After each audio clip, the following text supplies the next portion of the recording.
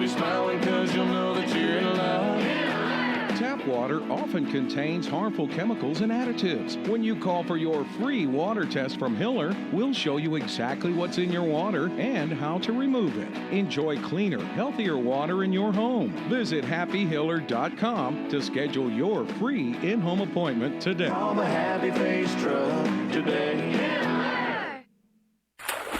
In debt? In too deep? Alcoa 10 Federal Credit Union says, stop treading water and get out of the deep end. If you've got debt, make a splash and come get some cash. If Alcoa 10 Federal Credit Union can refinance your car, boat, camper, motorcycle, credit cards, personal or home loan, they'll pay you up to $500. So come take the plunge right now. Refinance your loans. Alcoa 10 Federal Credit Union will pay you. 5 convenient locations. Visit atfcu.com. Equal housing lender. Deep down the middle's got his man, and he's gone. Jason Swain, touchdown. It's time for the Swain event. Guess what time it is? My time. You can check your iPhone. Better say it's our time. With your host, Jason Swain. My man. Real sports talk for the real sports fan. All you chumps are gonna bow when I whoop him. It's time for the Swain event, fueled by Dead End Barbecue. Give me 2 pounds and a Ric Flair.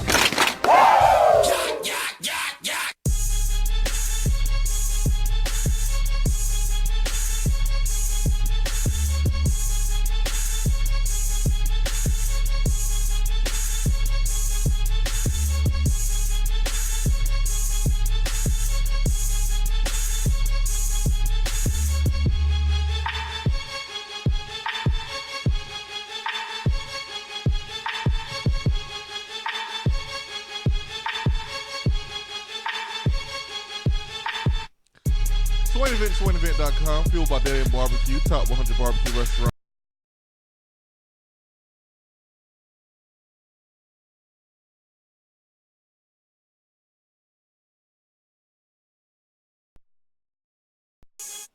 Is that too much to ask? I just want to win. I just want to win a game. I'm tired of losing. Is tomorrow the day? Is tomorrow the day that Tennessee picks up its first win? Can my Bears pick up a win this Sunday? Can Stokes Falcons get a win? Can Ben's Pittsburgh Steelers get a win? Can we get a win up in here? Can we win, please?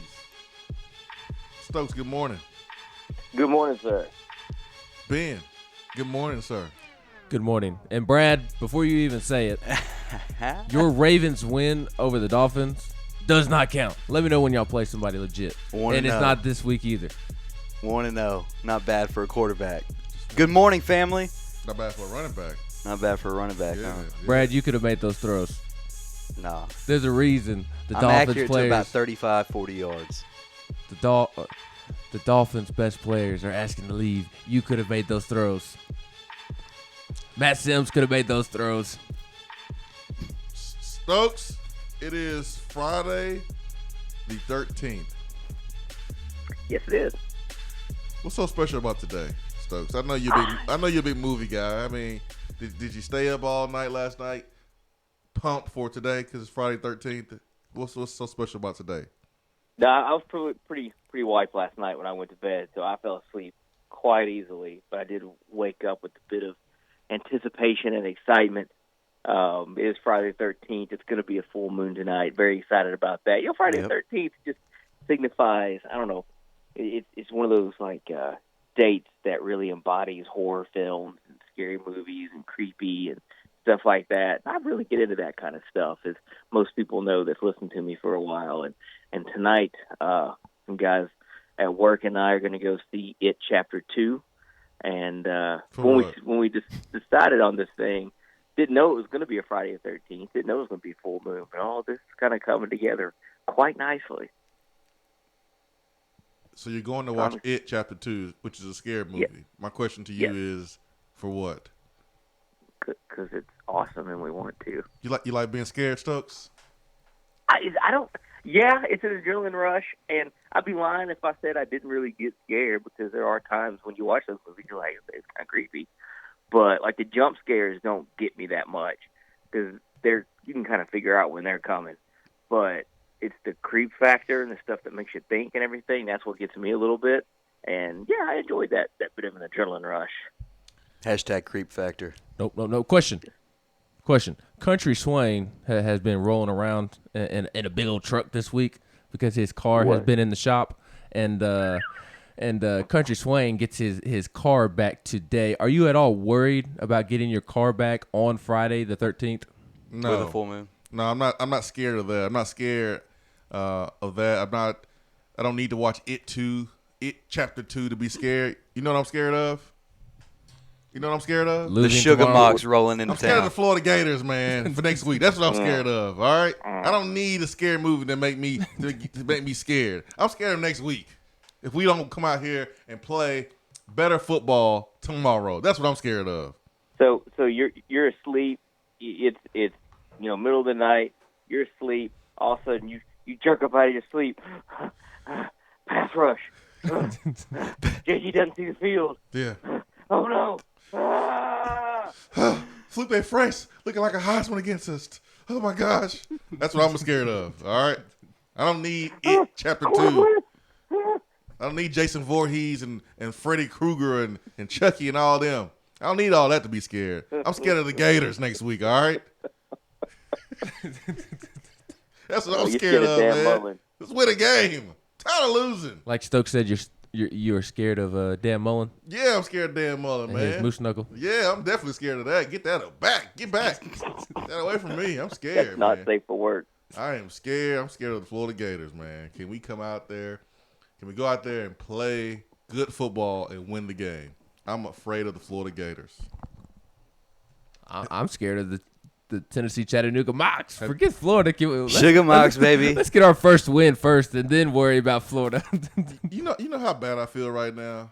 I saw a tweet of some Chattanooga Mock fans, players. I don't know. They all look the same. I think there's their student government. Hey, Whatever. easy. I did a semester there. Y'all pipe down. Whatever. And they were talking trash, and I didn't even have it in me to say anything back. I was actually watching you while you watched the video, and you just kind of shook your head and put your phone down. That's it. I turned my phone off. Turn it off, man. Like I refuse to watch it. I turned it off, man. You know, like when you hit the button on the side of your iPhone and you have the option to turn your phone off, you got to slide to the right. That's what I did. Slid right. You swiped right on turning your phone off. I turned my phone off completely. And if it was a Droid, I would have took the battery out. Hey, I will say this. This is off topic a little bit, but that is one thing I liked about the Droids. You could swap those batteries out. Oh, that was nice. You ain't never lie about that, Stokes. I know you had a couple incidents with batteries in your day. I remember those times. I remember that. Oh, yeah. Yeah, like it was yesterday. So I had about 3 or 4 extra batteries in the backpack after that. No, you did. One you go did. dead, swap it on out. No, you did. So I made the switch to YouTube TV, like completely. So I love it. There you go. Yeah, I love it. But yesterday was the first day I was like, where's NFL Network? Because the Bucks and the Panthers played yesterday, and I couldn't find it. I thought about hitting you up. I thought about hitting Brad up, see if I can get a password or a login or something. I would have had you. To NFL.com. But then I realized it was the Panthers and the Bucks. I was like, nah, I'm good. Yeah, nobody really cares about that. Yeah, I'm good, man. I'm good. And the Bucks won 20-14. Cam Newton didn't look great, I heard. James Winston still looks not that great. I'm glad that he ate a win though. But what's crazy is by Jameis Winston's standards, he actually played pretty good last night. What's that mean? He didn't throw a ton of picks. Oh well. He did not eat eat a a W. run game. He's got a plotter and Peyton Barber and then Ronald Jones. Not a great line to block for him. Couple wide receiver threats, yes, but there's no balance there with that offense. Maybe Bruce Arians can do something. He still doesn't make good decisions on and off the Very field. true. The biggest question is, why is this the first Thursday night game of the season? We get Titans-Jaguars next week. Oh, Josh yay. Dobbs versus the Titans, maybe? I'm with that.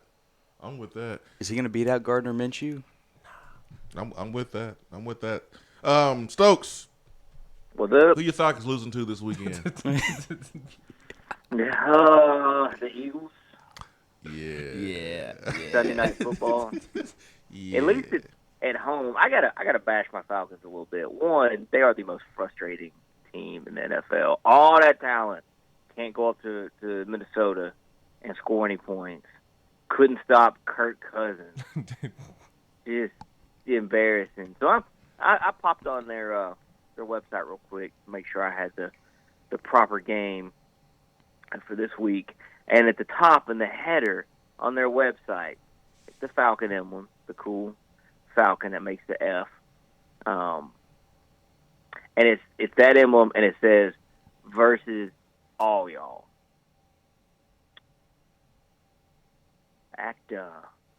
That's a really dumb little logo there. That is a really stupid little logo. I'm a little embarrassed. Rise Up was cool. M Brotherhood was cool. You know, I think they had Migos do something for them one time. Samuel L. Jackson did something one time. And now they come Falcons versus all y'all. Everybody. I'm glad you did share that with us, Stokes.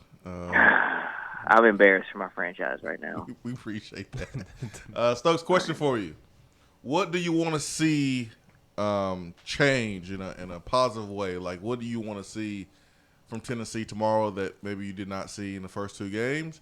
And what do you want to see in the first two games what do you want to see Saturday that you did see in the first two games that you are encouraged by, but you want to see more of tomorrow? I want to see some more Eric Gray busting out some spins and some cuts. That's for sure what I want to see. I want to see some more of that. I want to see some more Juwan Jennings getting that yak. I want to see some more of that. What I didn't see in the first two games that I want to see Saturday is JG on the pine. And another quarterback in there getting some reps at some point in that game. I want to see Tennessee build a lead big enough to where the backups can get in there and get some live game action. Because unless Garantano figures out how to read the field and feel and recognize a blitz, and throw on time overnight, he's not surviving the season. It's just not going to happen. He's making the same mistakes you make as a freshman or a sophomore. So might as well ride with the freshmen and sophomores if he's not going to get any better. Hopefully, you start to see a little improvement out of him. I know it'll be against UTC, but if I can see him doing things like looking through his progressions, throwing the ball on time, not checking it,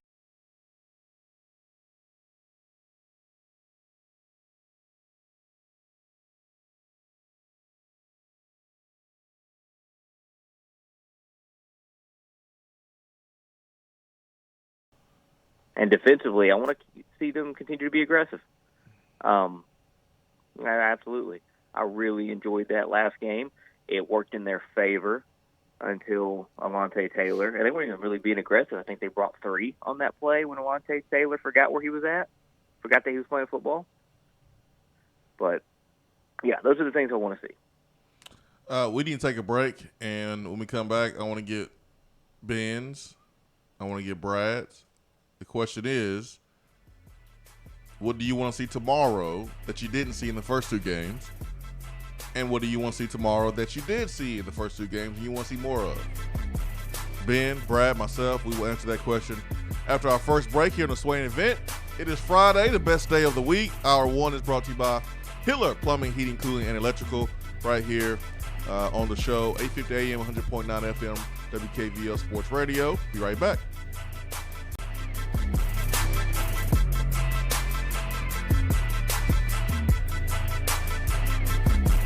You don't have to take an L just because you can't listen to the Swain event live. You can catch up on the podcast posted daily on the app, online, and on iTunes.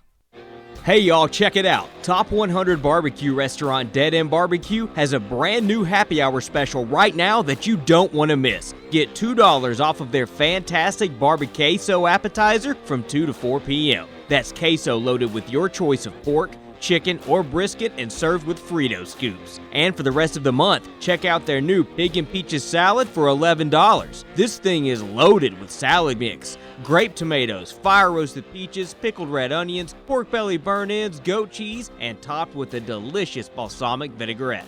Dead End Barbecue. The barbecue search is over. You're driving home, flashing blue lights in your rearview mirror. You pull over, step out of your car, and the next thing you know, you're being arrested for driving under the influence. Now what do? We all should be responsible. But remember, just because you're arrested doesn't mean you're guilty.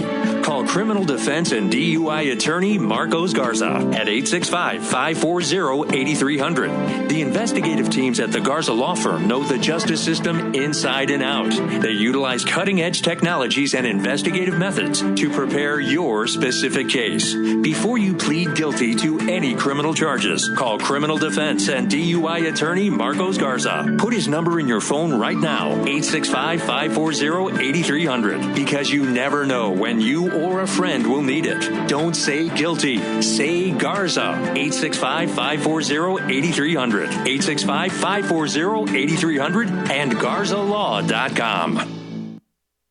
While the other guys are taking guesses, the Swain event is taking you behind the scenes and in the huddle every morning from 7 till 10 right here. The year's going by so fast. The good news is it's football season. The bad news is, well, there's a bunch of stuff you still need to do this year, like get a health checkup. I recommend Low T Center. You can get all of your levels checked with a $99 complete health assessment. Low T Center exclusively treats men, and they make it quick and easy. Plus, it's covered by most health insurance. Call 865-392-1388, or you can schedule your appointment online at lowtcenter.com. Low T Center, reinventing men's healthcare. Hey there, Swain event listeners. It's football time in Tennessee. While you're cheering on the Vols, you might be thinking, I would love to buy a home with a great place to entertain for games. Or maybe you're thinking, I'm tired of hosting all of these people at my house and we don't need all this space anymore. Whatever your plans may be, when you are ready to buy, sell, or invest in real estate, call me, Jennifer Morris, at Keller Williams Realty. 865-694-5904, or email me at jennifermorris865@gmail.com, and go Vols. You're listening to the Swain event. And you know this, man?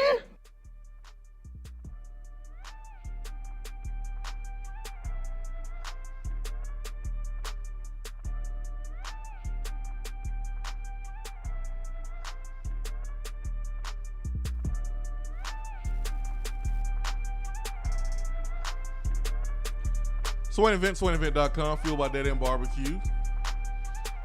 Tomorrow, Tennessee, UT Chat.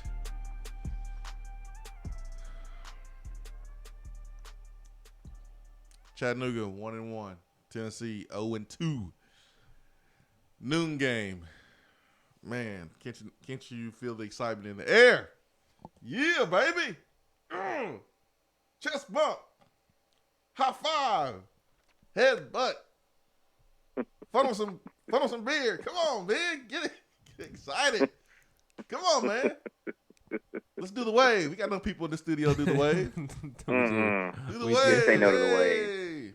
While the offense is driving down the field. Come on, let's do the wave in here, man. God. We got about 7,000 people in the studio right now. So come on, man. It'll look real nice on Swain Event TV. And then we could go get the babies and we could really get the wave going. Yeah, man. Let's do the wave up in here. I already asked Stokes.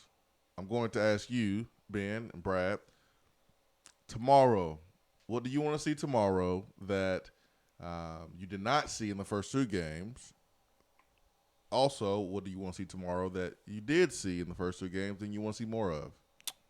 What I want to see that I have not seen is Jared Garantano play well. I get that it is against UTC, but I think that this game is important to instill confidence into Tennessee's starting quarterback.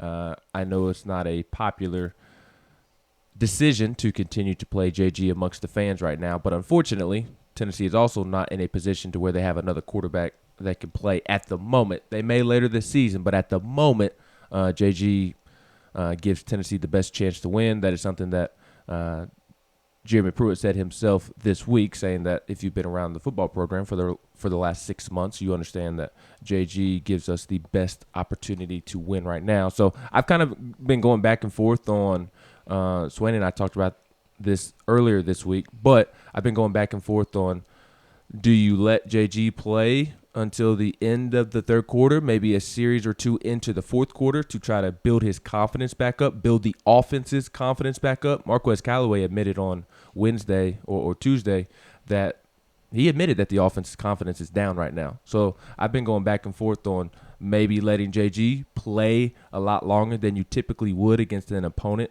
like UTC, or like Stokes said, do you get those two freshman quarterback in there, whether it be one of them or whether it be both of them? I've kind of been going back and forth on that, but I think it's more important for the Florida game that you allow JG to get his confidence back up and try to establish some charisma with the offense as well. So that's something that I want to see that we haven't seen, something that I would like to see more of. That's a good question. I know. We haven't really seen a lot of stuff other than what Stokes said. I want to see more Eric Gray. Eric Gray really excites me. I want to see more Henry To'o. I want to see those two continue to make plays, and I want to see Eric Gray get plenty of touches. I'll be interested to see how many touches he receives with Tim Jordan being back. But I'm with Stokes. Eric Gray is so much fun to watch and so electric. I think against UTC, he is bound for an exciting play or two, a big play or two. So I want to see more of Eric Gray. Brett? Can we go out and take care of business? Can we just handle the business like it's supposed to be handled the Tennessee way? One time, I'm not just talking about getting a win. You go out there and hit them in the mouth and take care of business where they think, gosh, it's going to be a long trip home at the end of the first quarter. Because that's the way this game typically is in the past. And not so far away past either. Tennessee goes out, takes care of business tomorrow. That's what I want to see that we haven't seen. You go out and do what you're supposed to do. Execute the job that you're supposed to execute and play as a team. What I want to keep seeing that I have seen a lot, let the dogs eat. Juwan Jennings. Jeremy Banks is getting more and more playing time, flipping around positions back and forth. Offense, defense. Q Crouch. I'm getting more and more out of him on tape every single time I go back and watch BYU and Georgia State. And then finally, the offensive line. Can we hone in that top 5, that top 7? Can they really start honing in their craft against a smaller D-line this week? Brad, I tell you, man, the first 10 seconds, I got excited. You got me excited for like 10 seconds. 10 seconds, I got excited. That's something. And then I was like, oh, man, it's UTC. I mean, I was about to dump button myself. I got excited for like I'm 10 about to pull seconds there. Dave Chappelle. Gosh darn it. 10 seconds. I was like, yeah. What I want to see defensively that we have not seen in the first 2 games is I want to see us generate more turnovers. Only 1 turnover in the first 2 games. Mm-hmm. When you think about Tennessee defense, the way it's supposed to be played, 1 turnover in 2 games, that's not good enough. That's not good enough. We have not gotten our hands on balls in secondary. 1 fumble recovery, that's not good enough. So I want to see us generate turnovers, because if you're going to beat Florida, keep in mind I am scared of Florida. It's Friday the 13th. If you're going to beat Florida, you're going to have to turn over Felipe Franks. You're going to have to get turnovers. I don't think Tennessee's going to be able to go down there and win a game where both sides will have 0 turnovers, or Tennessee wins a game being in the minus side of the turnover margin. I just don't see that happening. So I want to see us get more turnovers, something that we have not done in the first 2 games well enough. Something that I have seen and I want to see more of, man, I want to see more Juwan Jennings. I think Eric Gray is the consensus pick here. We want to see more of him. Imagining him, shaking BYU guys and breaking their ankles. Imagine what he's going to do to UTC players. I mean, it may be even worse. So that's going to be a fun highlight reel. I'll go back and speak about JG, something I want to see from him that we did not see in the first 2 games. I want to see him. I want to see some explosive plays down the football field. We haven't really seen that. Like, we saw a play for Juwan Jennings. He had a 50-yard gain. But I mean a throw over the top to Callaway or Palmer where they're taking it to the end zone, 50 yards or plus. I really want to see that. I think this offense needs that. Dominic Wood-Anderson, need to get him involved. I think this offense needs that. Ben, you hit the nail on the head. Jared needs the confidence. Jeremy Pruitt talked about in practice, JT Stroud, about 75% of the time, hey, man, pretty good. It's that 25% of the time that, as a coach, you're like, yeah, that's going to get us beat. And that's the turnovers, that's the mistakes, those are all those things. And, again, if you're not at practice, if you're not, coaching this football team, it's easy for you to say, well, it can't be much worse than JG. Well, how do you know that? Coaches, a group of coaches who have won at a high level, that's what they're saying. So I trust what they say. Also, I've seen them on 2 eyes too. It is what it is. So I want to see Jared gain that confidence because going on the road, going to the Swamp, I think Jared plays better on the road, and it would be great for him to enter the Swamp with confidence off of a really good performance against UTC. I don't care who it's against. When you have a good performance, you're happy about it. Like, I don't care, man. I'll dunk on a 2-year-old, and I'll be happy about it. I'll windmill dunk on his face. I don't care. I dunked. I'm happy. It don't need to be against Shaq. It doesn't need to be against Kobe. I dunked. I don't care. So I think a really good performance, doesn't matter who it's against, will be really good for JG and his confidence and this offense.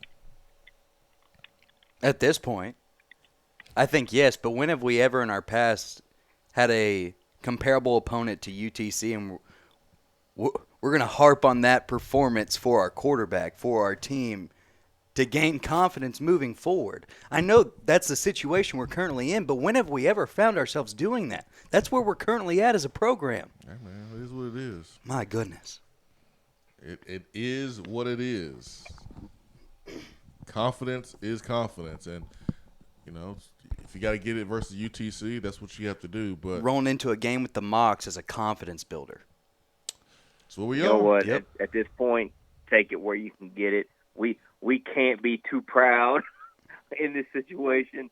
At this point, humbling. If that's what it takes, that's what it takes. It sucks to think about like that, but at this point, whatever gives you confidence, go do that. Hey. Please go do that. Get that confidence. Whatever you need that's going to help you come next Saturday in Gainesville, go do that, please. 3 famous philosophers in American history. They formed together and created a group. This group was named TLC. And this group said, ain't too proud to beg. I am begging for a win against UTC, and I ain't too proud to beg for it. Please, let's beat UTC. I just want to win. If we lose to UTC, I promise you, I will not show up to another game the rest of the season. If we're sticking with TLC, would Shroud or Maurer be chasing waterfalls and JG be the rivers and the lakes that we're used to? Yes. Stokes, I'm so far over my head, I'm just going to agree.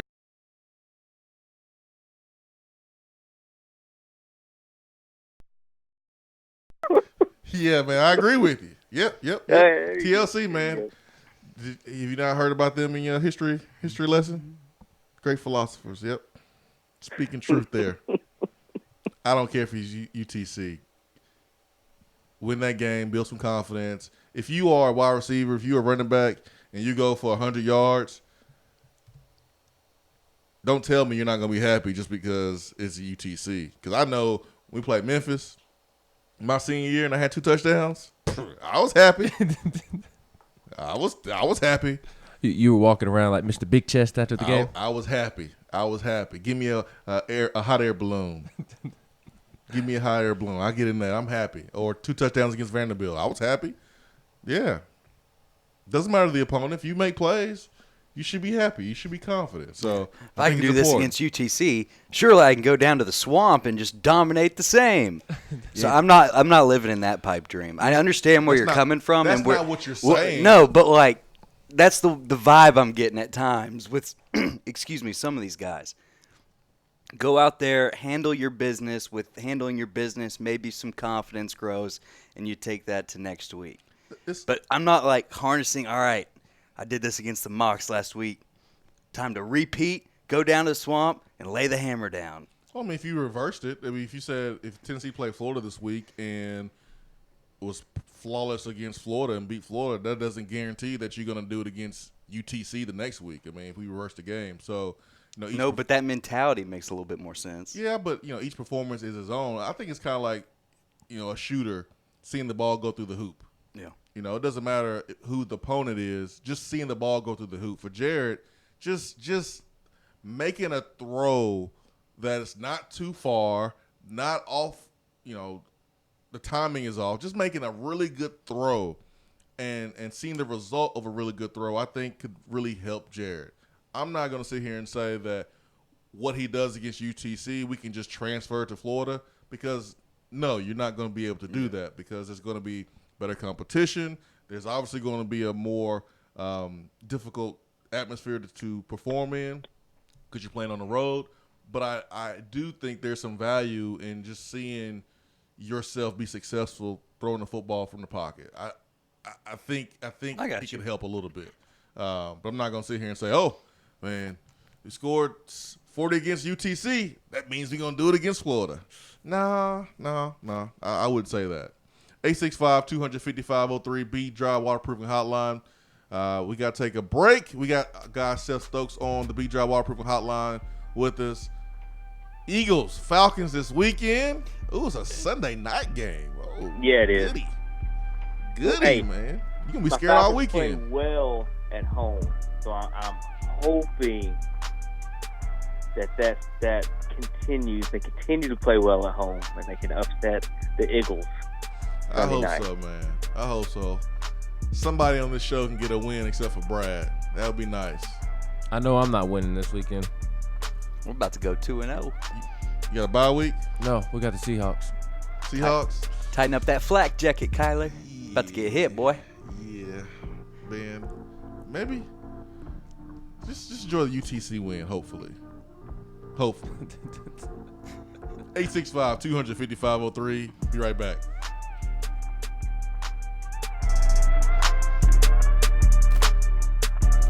For a replay of each day's Swain Event TV,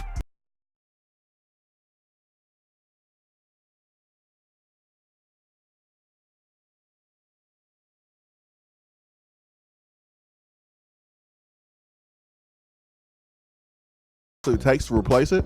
Well, you can, because iDrop is the area's leading mobile repair store, home of the 1 hour or less phone repair, 1 year parts warranty, and #1 customer service. Broken screens, cracked cameras, charging ports, batteries, you break it, we'll fix it. If you didn't break your phone, protect it with one of our leading accessories such as LifeProof, OtterBox, UAG, Incipico, Caseology, and Spec. Visit our West Hills location at 7115 Kingston Pike between Office Depot and Hardee's, or call 865-888-9740 and speak with our trained technicians to see how we can get your phone working today. We all know that Vol Nation is all over the country. Traveling to games is a fun time for the entire family, but deciding where to stay can be a bit stressful. That's where the Big Orange Faithful at the Hampton Inn downtown come in. General Manager Stephen Lawrence and his team go over and beyond to make sure that you have the best stay in their brand new rooms. They have the cleanest rooms in the game, which include flat screen, microwave, and fridge. Not to mention breakfast is included in the room rate. Oh yeah, I almost forgot the best part. The Hampton Inn downtown is less than a mile from Neyland Stadium. While you're planning your game day trips, be sure to check out Hampton Inn online at hamptoninn.com and search Knoxville. Book Hampton Inn downtown today. Craving flavors that don't take hours in the kitchen? Mrs. Grissom's cheese spreads and chicken salads are the perfect go-to. Ready-to-eat meals and snacks found in the meat or dairy section at your local grocery store. Whether you crave the classic Mrs. Grissom's pimento cheese or the gluten-free select varieties like the cranberry pecan chicken salad, enjoy small-town flavor in every bite. Select the best. Select Mrs. Grissom's.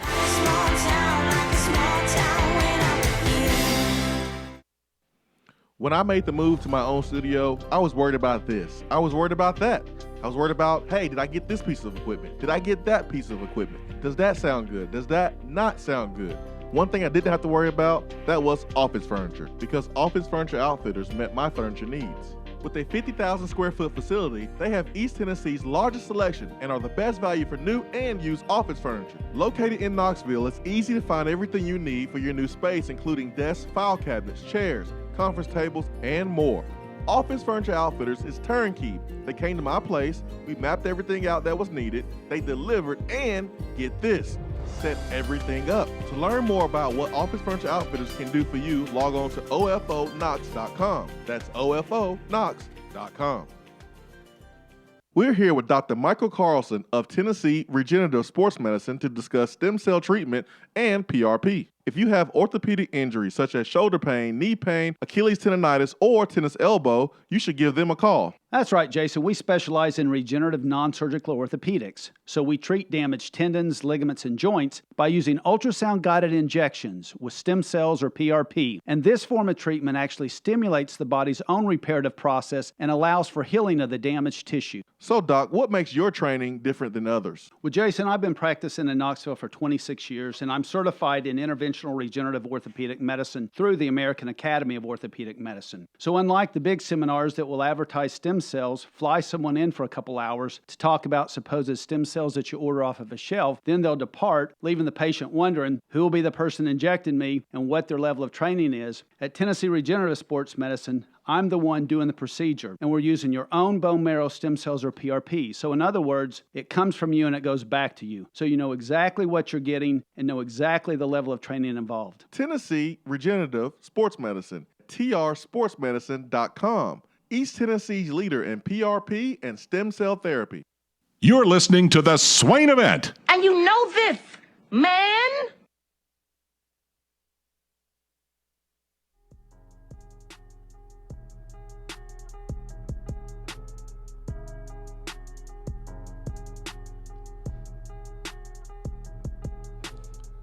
Hour one here in the Swain Event is brought to you by Hiller Plumbing, Heating, Cooling, and Electrical. It is Ben McKee, it is Brad Matthews, Jason Swain, and our good friend Seth Stokes on the B-Dry Waterproofing Hotline calling in from Greenville, South Carolina this morning. It is Friday, best day of the week. Tomorrow is game day, Tennessee UTC. Pruitt talked to the media yesterday after practice. Or did he? No, he did. That's news to me. That was Wednesday. Excuse me. It was Wednesday. It was Wednesday after practice. But he had some comments about practice and what you have to do in practice to earn playing time. Good friend here on Twitter, Channing, sent me a note, and I want to kind of read it, but it's on Daniel Batuli and Jeremy Banks. He says Jeremy controls a lot of playing time. He always wants to play on Saturdays. He has to do what it takes Monday through Friday to earn the opportunity to play on Saturday. He's a guy that has really good potential. He's a really, really good competitor, plays with good toughness, just has to be a little more consistent to get those opportunities. It's what I've been saying all week long about the quarterback position and really about every position on the field. You earn your playing time in practice. That's just the way it works. You're not gonna change the wheels on your car, Stokes. You know you're a big car guy, and say, you know what, I wonder if everything's okay. Let me just jump out there on 40 and test it out at 80 miles per hour. No, you're gonna ride around the neighborhood first. Yes. You're gonna test it out first. And coaches think the same way.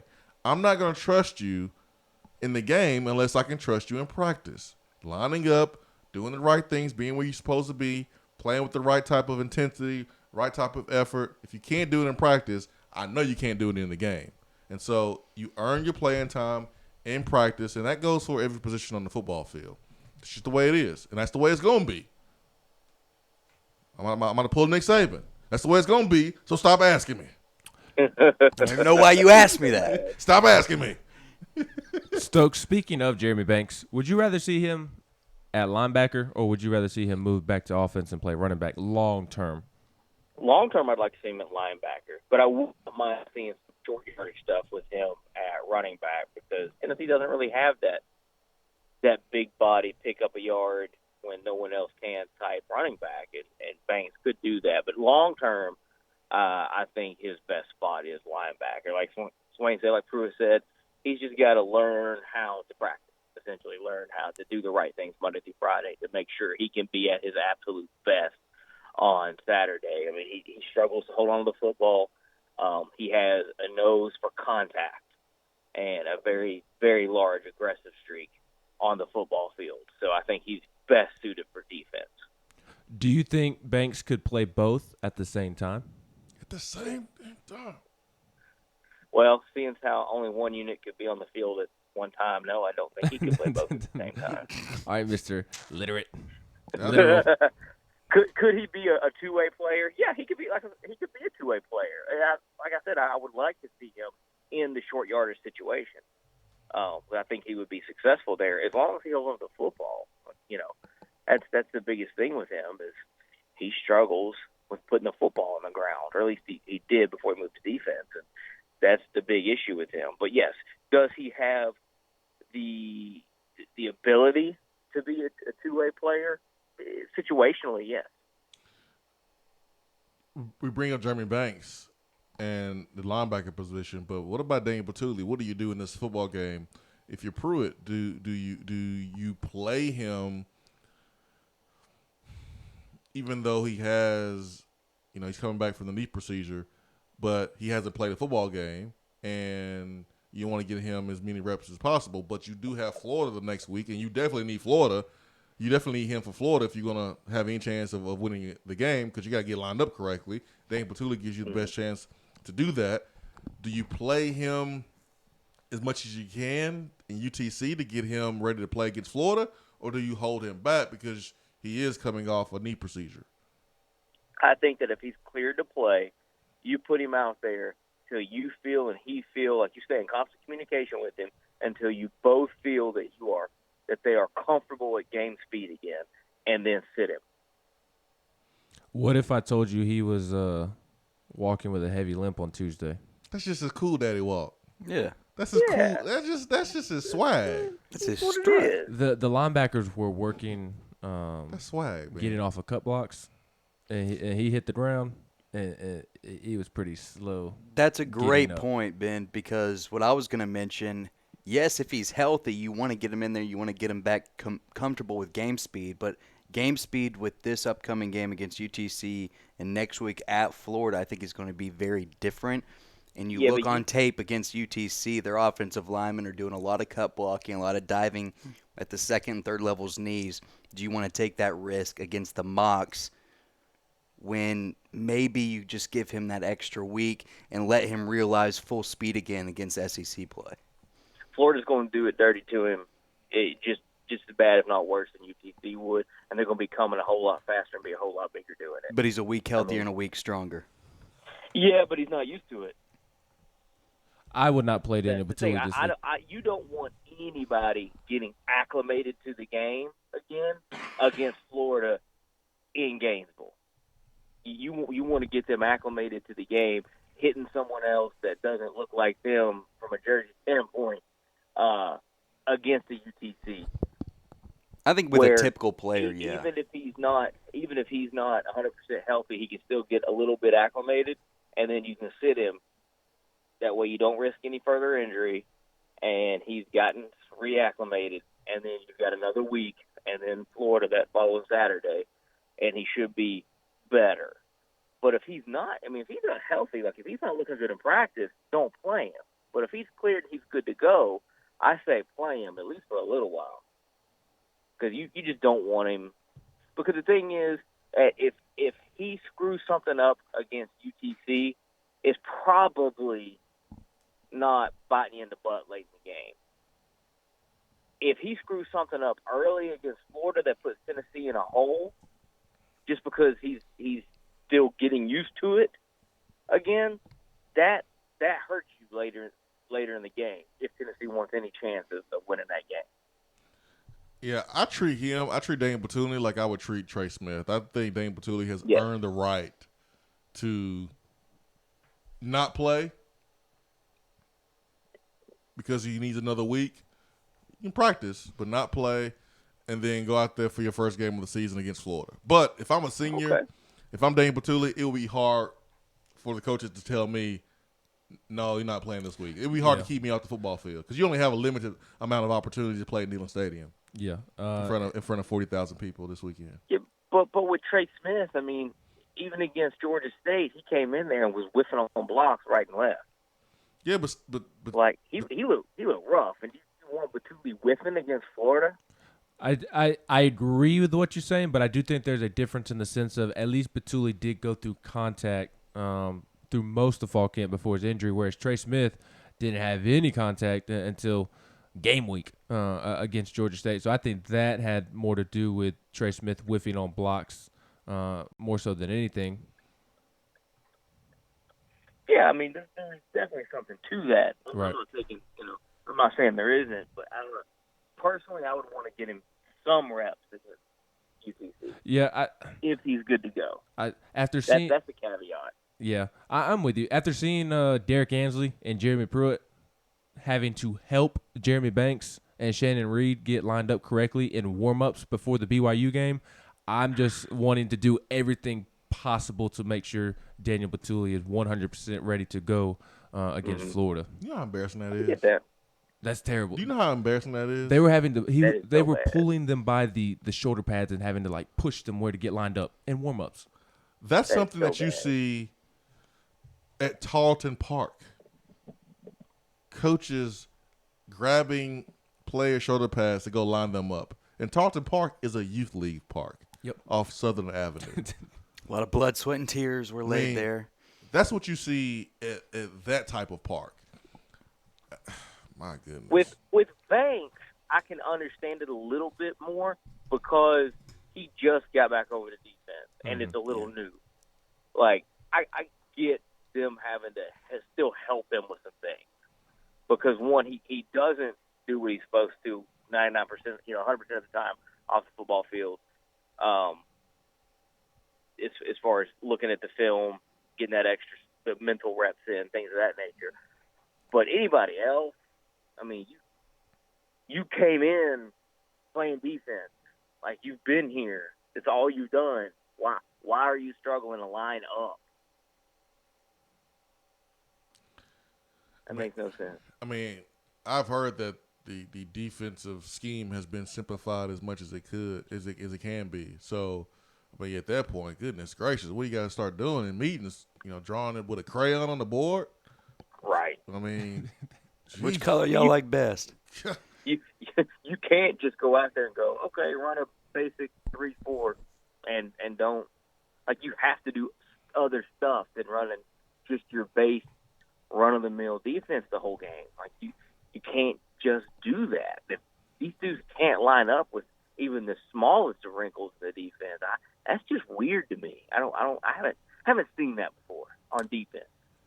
Stokes, speaking of defense, there will likely be an added wrinkle when Bryce Thompson steps foot on the field tomorrow afternoon. What were your thoughts on Bryce Thompson returning to practice, and do you think we see a lot of him on Saturday against UTC? I mean, if he's earned the right through practice to get back on the field, and he's another one that he hasn't played in the game yet this year, and he could use some reps, some live action reps. That situation's a weird one, it's an interesting one. It is. It's he was accused of saying some things that people get in trouble for. And obviously it's a he said, she said kind of thing with that. In this day and age, the climate we live in, I don't think he would be back if there was some validity to it. Personally, I think Tennessee has probably done their due diligence on this. And I would guess he's probably getting a little extra help outside of football to help him with his temper, because the temper is a pattern of his dating back since high school, maybe even a little younger. So that is a pattern of behavior he has displayed. And so I'm hoping that with this latest incident he's getting some extra help. The university is helping him in some way extra to kind of control that. And Pruitt said the kid needs football. Some people, that's their outlet. And it's good that he's back in that way. My guess is legally Tennessee feels confident that this is all going to be much to do about nothing at the end of the day, which is why they went ahead and reinstated him. And he'll be good to go. Because in today's climate, you can't risk it. You absolutely can't risk it. So if there's even a hint that he could pop off if something bad really, really happened, you wouldn't put him back out there. So I'm confident that Tennessee's done what they needed to do to vet this situation, and hopefully they're getting the kid some extra help, he's a young man, getting the young man some extra help, and everything will be smooth sailing with him from here. So I reached out to Marcos Garza yesterday. We had a conversation, and I was asking him, Bryce Thompson is back with the football team. Do you think maybe a deal has been put in place already? Because when you look at kind of the timing, this is him coming back before the court date, September the 23rd, and Marcos told me it's possible. Maybe not likely, but possible. Okay. So maybe not likely, but possible. So this is not the easiest subject to talk about. You're talking about threats against women, and he allegedly threatened to shoot up the school. Yeah, I mean that's nothing. That's not like a failed drug test or missing class. This is more serious. Right. So, I would think that Tennessee did all their homework and make sure that they were covering all the bases before they allowed Bryce Thompson to come back on the football field. And I remember when I used to play, and if you're a starter, when you play a team like UTC and you get up by a bunch of points, you're supposed to sit on the bench, right? You're supposed to be able to chill and take a breather, and your day is done. It's time for the twos and the threes. I think Bryce Thompson should play with the twos and the threes just to get more conditioning, get more reps. And I'm slightly joking here, but it could be like a punishment. No, you gotta play against the three. You gotta play with the threes, man. That's your punishment for being silly and being crazy, acting a damn fool. You gotta play with the threes. So take that. You gotta cover a walk-on wide receiver. Better not get burnt by walk-on wide receiver. But you got to cover a walk-on. But I think Bryce Thompson needs to play, not start. You don't have to play the first quarter, whatever the discipline is that's in place. But I think when he gets in, man, let him play until he falls out. Get some extra conditioning in. Stokes, before we get you out of here, how did you feel when you saw on your Twitter timeline Jeremy Pruitt referencing the football program to the Titanic? I missed that. I did not see what he said about that. So the tweet did get deleted. Say what? I said the tweet did get deleted. So I wonder if Mr. Grant Ramey, who sent the tweet from the Quarterback Club, was reached out to by folks from Tennessee and was asked to delete that tweet. That's too late now. The video was on ESPN. Mm-hmm. I completely missed it. I saw people online talking about it, so I don't know exactly what he said, but the Titanic just doesn't seem like a smart reference. No, he said that on two players leaving the program after the loss to Georgia State. That's what he was asked about. He said, okay. And I did see that. Talking about the mice running to the top, and we have had a few that left the program, but you figure out who wants to be a Tennessee Vol and who doesn't. Yeah, if you're comparing the program to the Titanic, that's not good. No. And rats jumping off ship, because those rats were smart in that moment, because the Titanic was sinking. So if he's comparing Tennessee to the Titanic, he's feeling like this thing's going down and there's nothing he can do about it. That's not a good reference. Yeah, I did see that, and that just wasn't a good. Anytime you talk about rats jumping off a sinking ship, that looks bad on you if you're captaining the ship. Yeah, I would never reference your program to the Titanic. No. I 'Cause understood we the sat in ultimate studio, point, like during 2011, and all the assistant coaches were leaving, and we made that comparison. Like, hey, all these dudes leaving, it's like rats jumping off a sinking ship, and that's what it was. But we're not in the program. We weren't heading up the program. You didn't hear Dooley saying that. That was us talking about the situation and what it looked like from the outside. It's weird to hear a coach talk about rats, players leaving and comparing them to rats jumping off a sinking ship. You have just called your program a sinking ship. Yeah, you probably should stay away from Titanic. You probably should stay away from any type of Hitler references. You should probably stay away Hindenburg. from any type of things about slavery. You probably should stay away from those things. No, all of those things bad. Bad.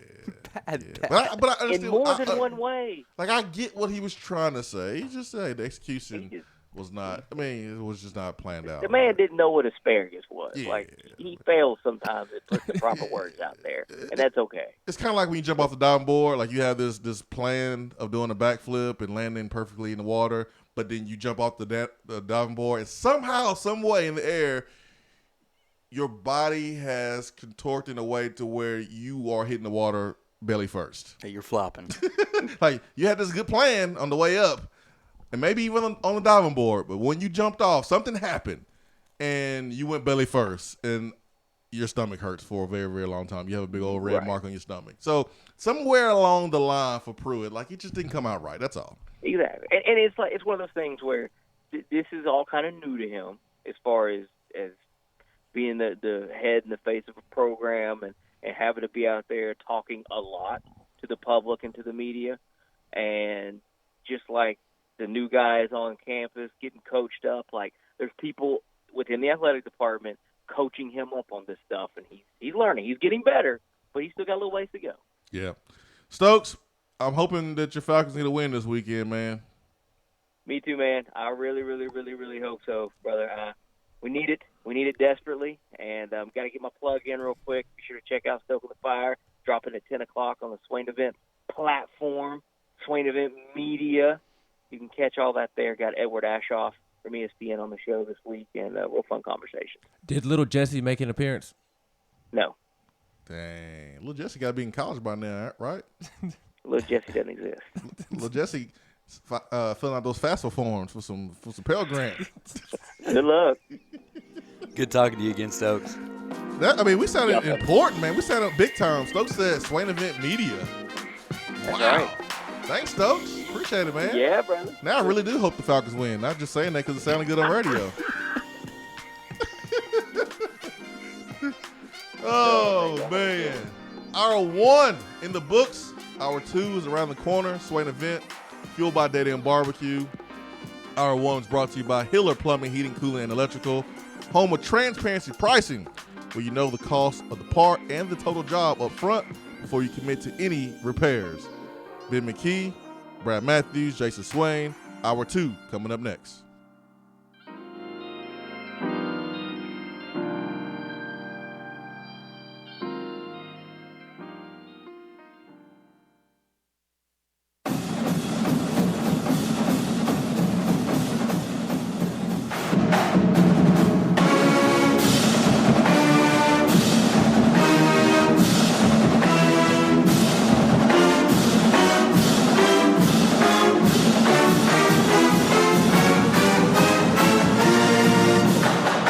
Touchdown or turnover is up next on the Swain Event.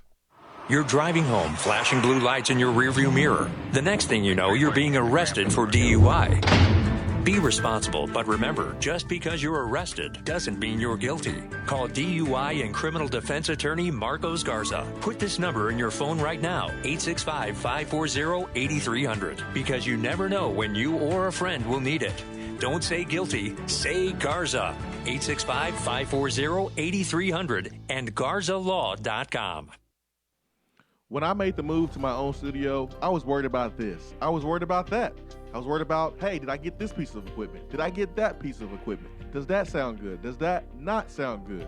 One thing I didn't have to worry about, that was office furniture, because Office Furniture Outfitters met my furniture needs. With a 50,000 square foot facility, they have East Tennessee's largest selection and are the best value for new and used office furniture. Located in Knoxville, it's easy to find everything you need for your new space, including desks, file cabinets, chairs, conference tables, and more.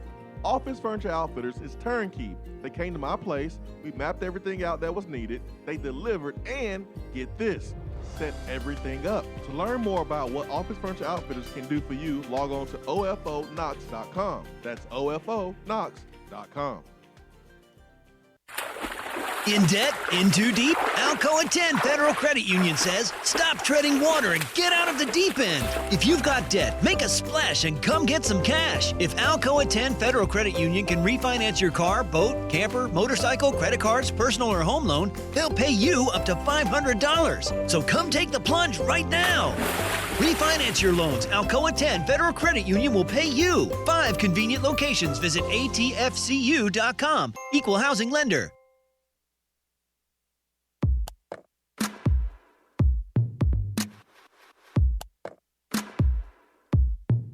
Touchdown or Turnover is backed by Alcoa 10 Federal Credit Union, a place where you belong.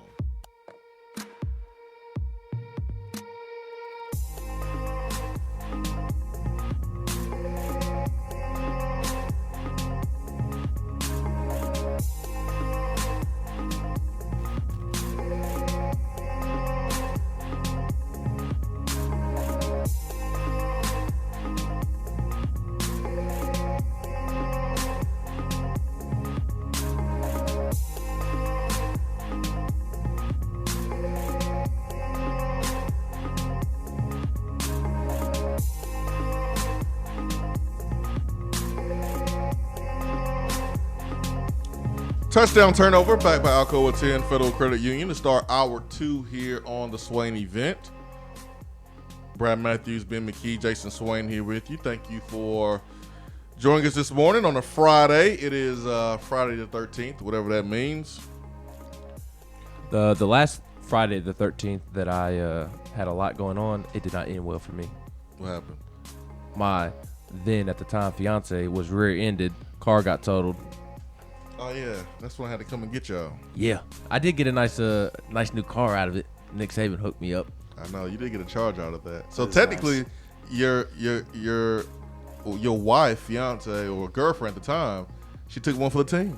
She did, and I remind her all the time that I actually appreciated her getting rear-ended that day because it helped me get a charger out of it. Ooh boy, I know phrasing. Careful with that. But phrasing. It was honestly, it's a miracle that she was okay. It was a King's Ranch truck, and the old lady was trying to light a cigarette and did not see the red light. Crashed into the back of I was in a Camry at the time, going 55 miles an hour. Yeah. In a King's Ranch truck. Yeah. I saw her. I mean, mugged her for you. I drove past. Swain, shout out to Swain. He did come and help us out that day. That's right, man. I was your Uber driver. You were Country Swain. That's right. No, I ain't have a pickup truck then, man. Y'all should have seen Swain driving this pickup truck around town this week. It's a big old truck. Now I see why folks that drive big old pickup trucks feel like they're better than other people on the road because they sit up higher. Like I felt that way. Like I was passing people, telling myself, "Yeah, I'm better than you." Yep. Yeah, I'm better than you. Look at this truck I'm in. It's not my truck; it's a rental. But I'm better than you because I'm sitting higher than you. Peasant. Touchdown turnover back by Alcoa 10 Federal Credit Union. I was on 3-hour lunch yesterday with Don Davenport, Mickey Ryan, and Brent Daughtery, and I thought it was going to be. I think it's going to be 80,000 people at the game. Touchdown turnover. Do we see 80,000 people at the game tomorrow, man?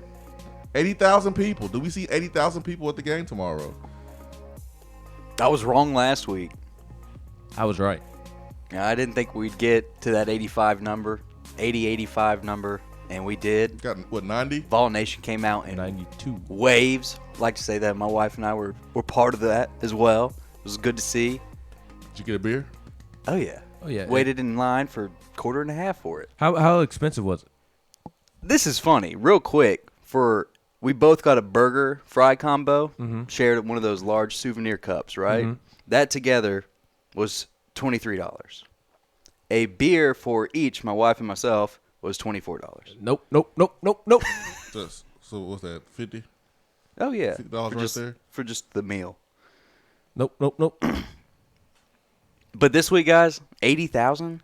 I mean, you could lower that to 65. I still say we come up short. 60, There's going to be nobody there this week. Dude, that's spring. It's game sad. numbers. I've said all week I think it's going to be like a spring game. No, bro. Noon. Spring game noon. numbers. 0-2 against UTC, and it's going to be hot.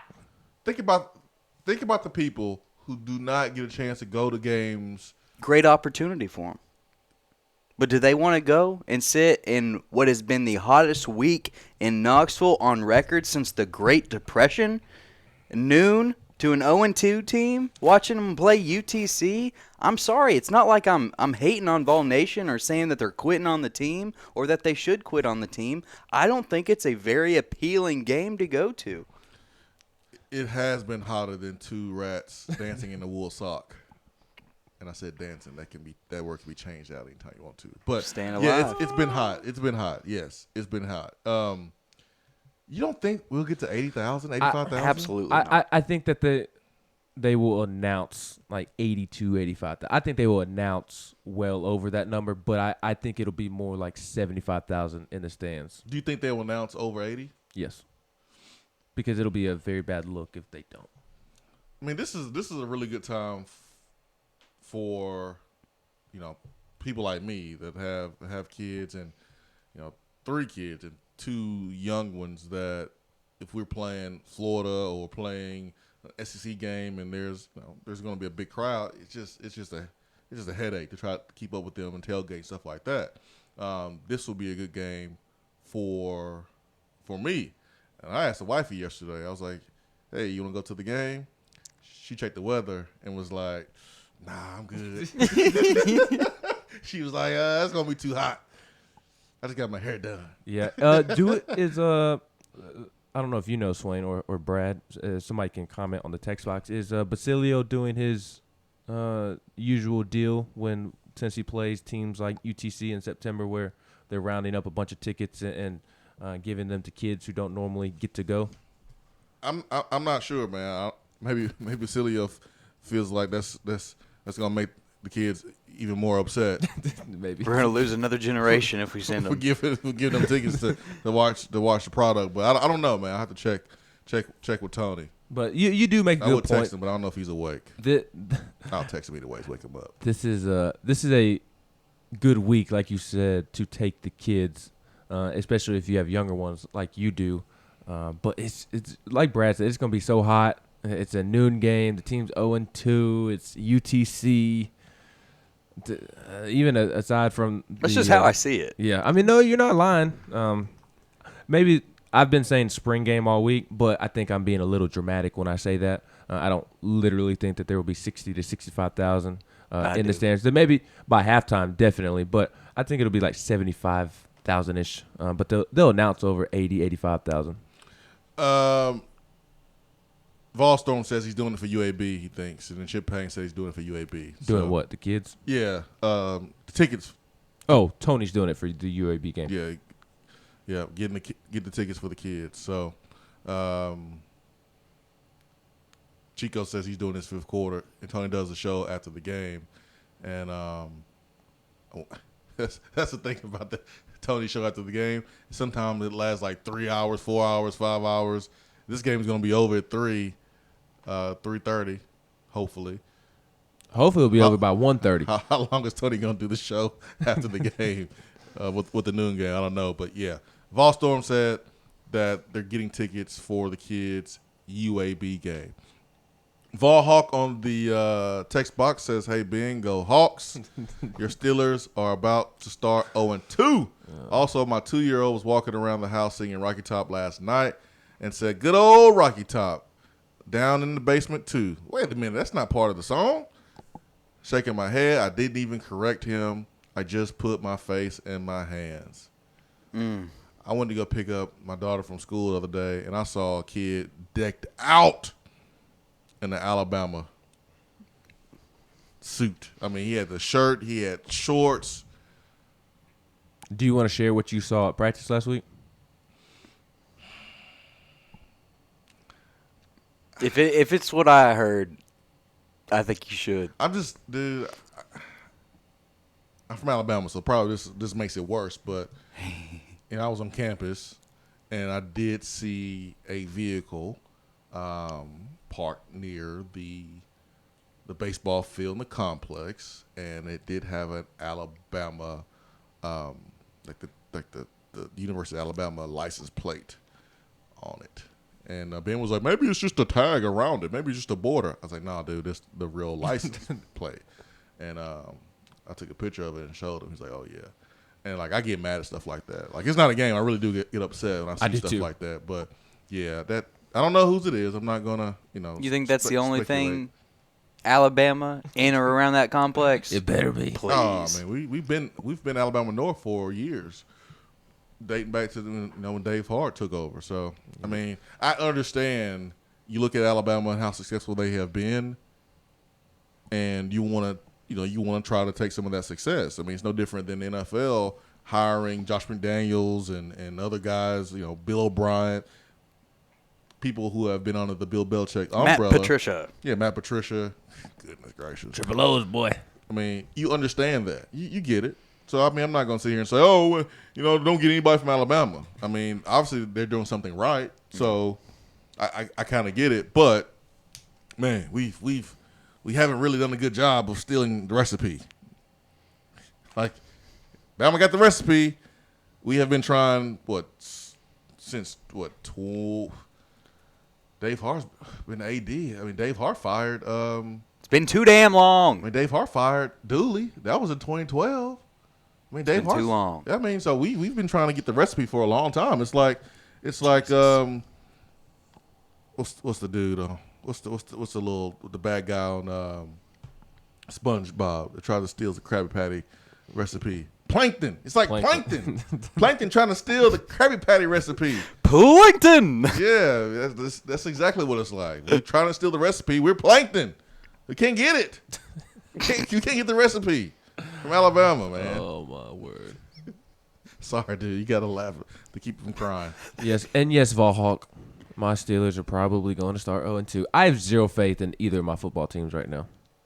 The only faith I have in any football team right now is my Army Black Knights, who should have beat Michigan over the weekend. Who they playing this weekend? I think UTEP or UTSA, one of the two. They're in Texas. Should be a good one. Yeah. I don't like the disrespect that Army was getting this past week. Oh, this is a huge upset. Army's a potential top 25 team at the end of the year. You know they come to Neyland Stadium in 2 years. This is a solid program. Are you ready for them? It's an upset, but it's not Tennessee one of the in 2 top upsets ever. If they went up to the Big House and beat them last week, do you agree? I'm with you. Army's a very good football team. It's one of the best. And Michigan is not living up to their programs potential that right we've now. had. Oh man, Chip Payne says, Swain. So you're saying you want to see JJ as a quarterback and Wildcat? Yeah, you can do a Wildcat play at quarterback. That works. Pickle says Stokes just killed it with the TLC. He did. He did. That was over my head. I'm not smart enough to catch it, but I caught it, and Stokes killed it. Vols Made Texas says UTC, UAB, Kentucky, South Carolina, Vandy are the most critical games on the schedule. In 2004, we laugh at those games. Absolutely. I mean, that's even if you win those games, that's still just 5 wins. Jeez. Just 5 wins. Just 5 wins. Son of Ragnar says, I want to see Wright and Morris get settled in into a position and begin developing properly. Pickle says, I need to see Garantano look like he isn't blind in one eye. Son of says, again, I would love to see JG make a throw that he couldn't make, I guess. So a lot of comments about JG that I'm going to pass over. Let's see here. Joe says Eric Gray is going to break one, take it to the house. He's one ridiculous cut away. That's, you know what, I'm glad Joe said that. Do you know how hard it is to find a running back that's shifty, that makes all the cuts, that that you can use in short yard situations, that can catch the ball out of the backfield, that when he gets to open space, he's taken it to the house. It's so hard to find that complete back. 3 down back. Saquon Barkley is probably like the last back I remember in college that was able to do that. But I think about that because Ty Chandler's 50-yard play. And was that Pruitt on the sideline running? Yes, that was. Go. Ty Chandler lost some steam right there. I mean, I thought he was going to outrun that angle and take it all the way to the house. And I don't think we scored a touchdown on that possession or not. But I think we kicked the field goal. We need to take that thing to the house. I want to see Eric Gray, what he does in open field. I know he has the lateral quickness, but I want to see if he has the top end speed to be able to open up and outrun that safety and kind of beat that angle. I want to see that. I'm not being critical of Ty Chandler's run because there's a lot of great running backs in Tennessee that didn't have that Jamal Lewis in them, didn't have that Travis Stevens in them. You got to be special to have all of that. Arian Foster, he didn't have that. Cedric Houston didn't have that. Marcus Coker had it.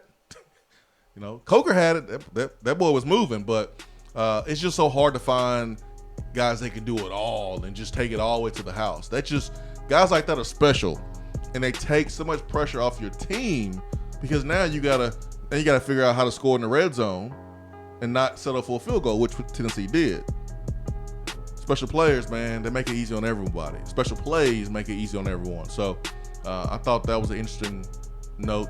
Did not bring it up any during the week, but I did notice that, man. Pruitt was opening up on the sideline. He was taking off. Also, when did the red zone become the red area?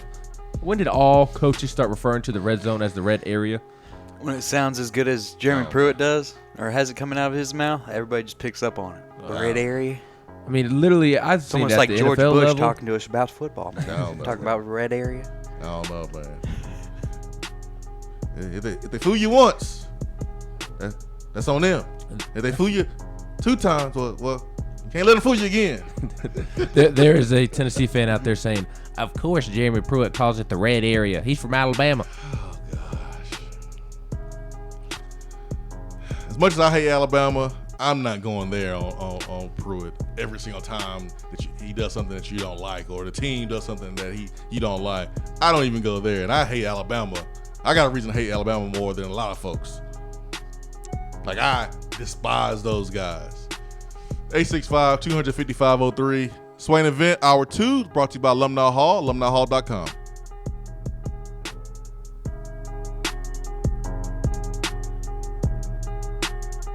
While the other guys are taking guesses, the Swain Event is taking you behind the scenes and in the huddle every morning from 7 till 10 right here. Hey, it's Chris Lowe of ESPN. And listen, maybe Jason Swain didn't wear number 1 quite as well as the great Leonard Little did at Tennessee, but he is your go-to guy for all things Big Orange.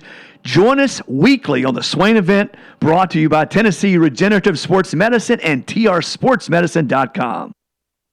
We're here with Dr. Michael Carlson of Tennessee Regenerative Sports Medicine to discuss stem cell treatment and PRP. If you have orthopedic injuries such as shoulder pain, knee pain, Achilles tendonitis, or tennis elbow, you should give them a call. That's right, Jason. We specialize in regenerative non-surgical orthopedics. So we treat damaged tendons, ligaments, and joints by using ultrasound-guided injections with stem cells or PRP. And this form of treatment actually stimulates the body's own reparative process and allows for healing of the damaged tissue. So, Doc, what makes your training different than others? Well, Jason, I've been practicing in Knoxville for 26 years, and I'm certified in interventional regenerative orthopedic medicine through the American Academy of Orthopedic Medicine. So unlike the big seminars that will advertise stem cells, fly someone in for a couple hours to talk about supposed stem cells that you order off of a shelf, then they'll depart, leaving the patient wondering who will be the person injecting me and what their level of training is. At Tennessee Regenerative Sports Medicine, I'm the one doing the procedure, and we're using your own bone marrow stem cells or PRP. So in other words, it comes from you and it goes back to you. So you know exactly what you're getting and know exactly the level of training involved. Tennessee Regenerative Sports Medicine,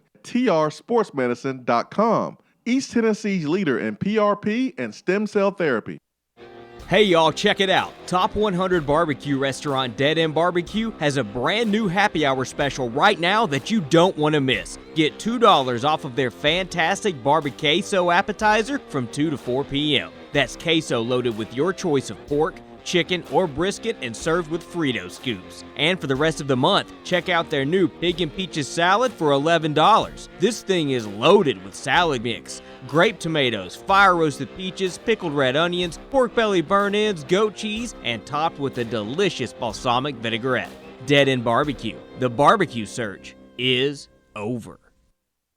While the players are gearing up for the gridiron, it's time for you to get geared up at Alumni Hall. Find the best selection of Nike, Nike Golf, Peter Millar, and all those retro logos you love. And the 2 for $28 t-shirt deal? Game changer. And don't forget about the rest of your game day crew. There are plenty of options for the entire family and to upgrade that tailgate. Shop now at one of their 6 convenient locations in Tennessee or 24/7 at alumnihall.com. It's football time in Tennessee.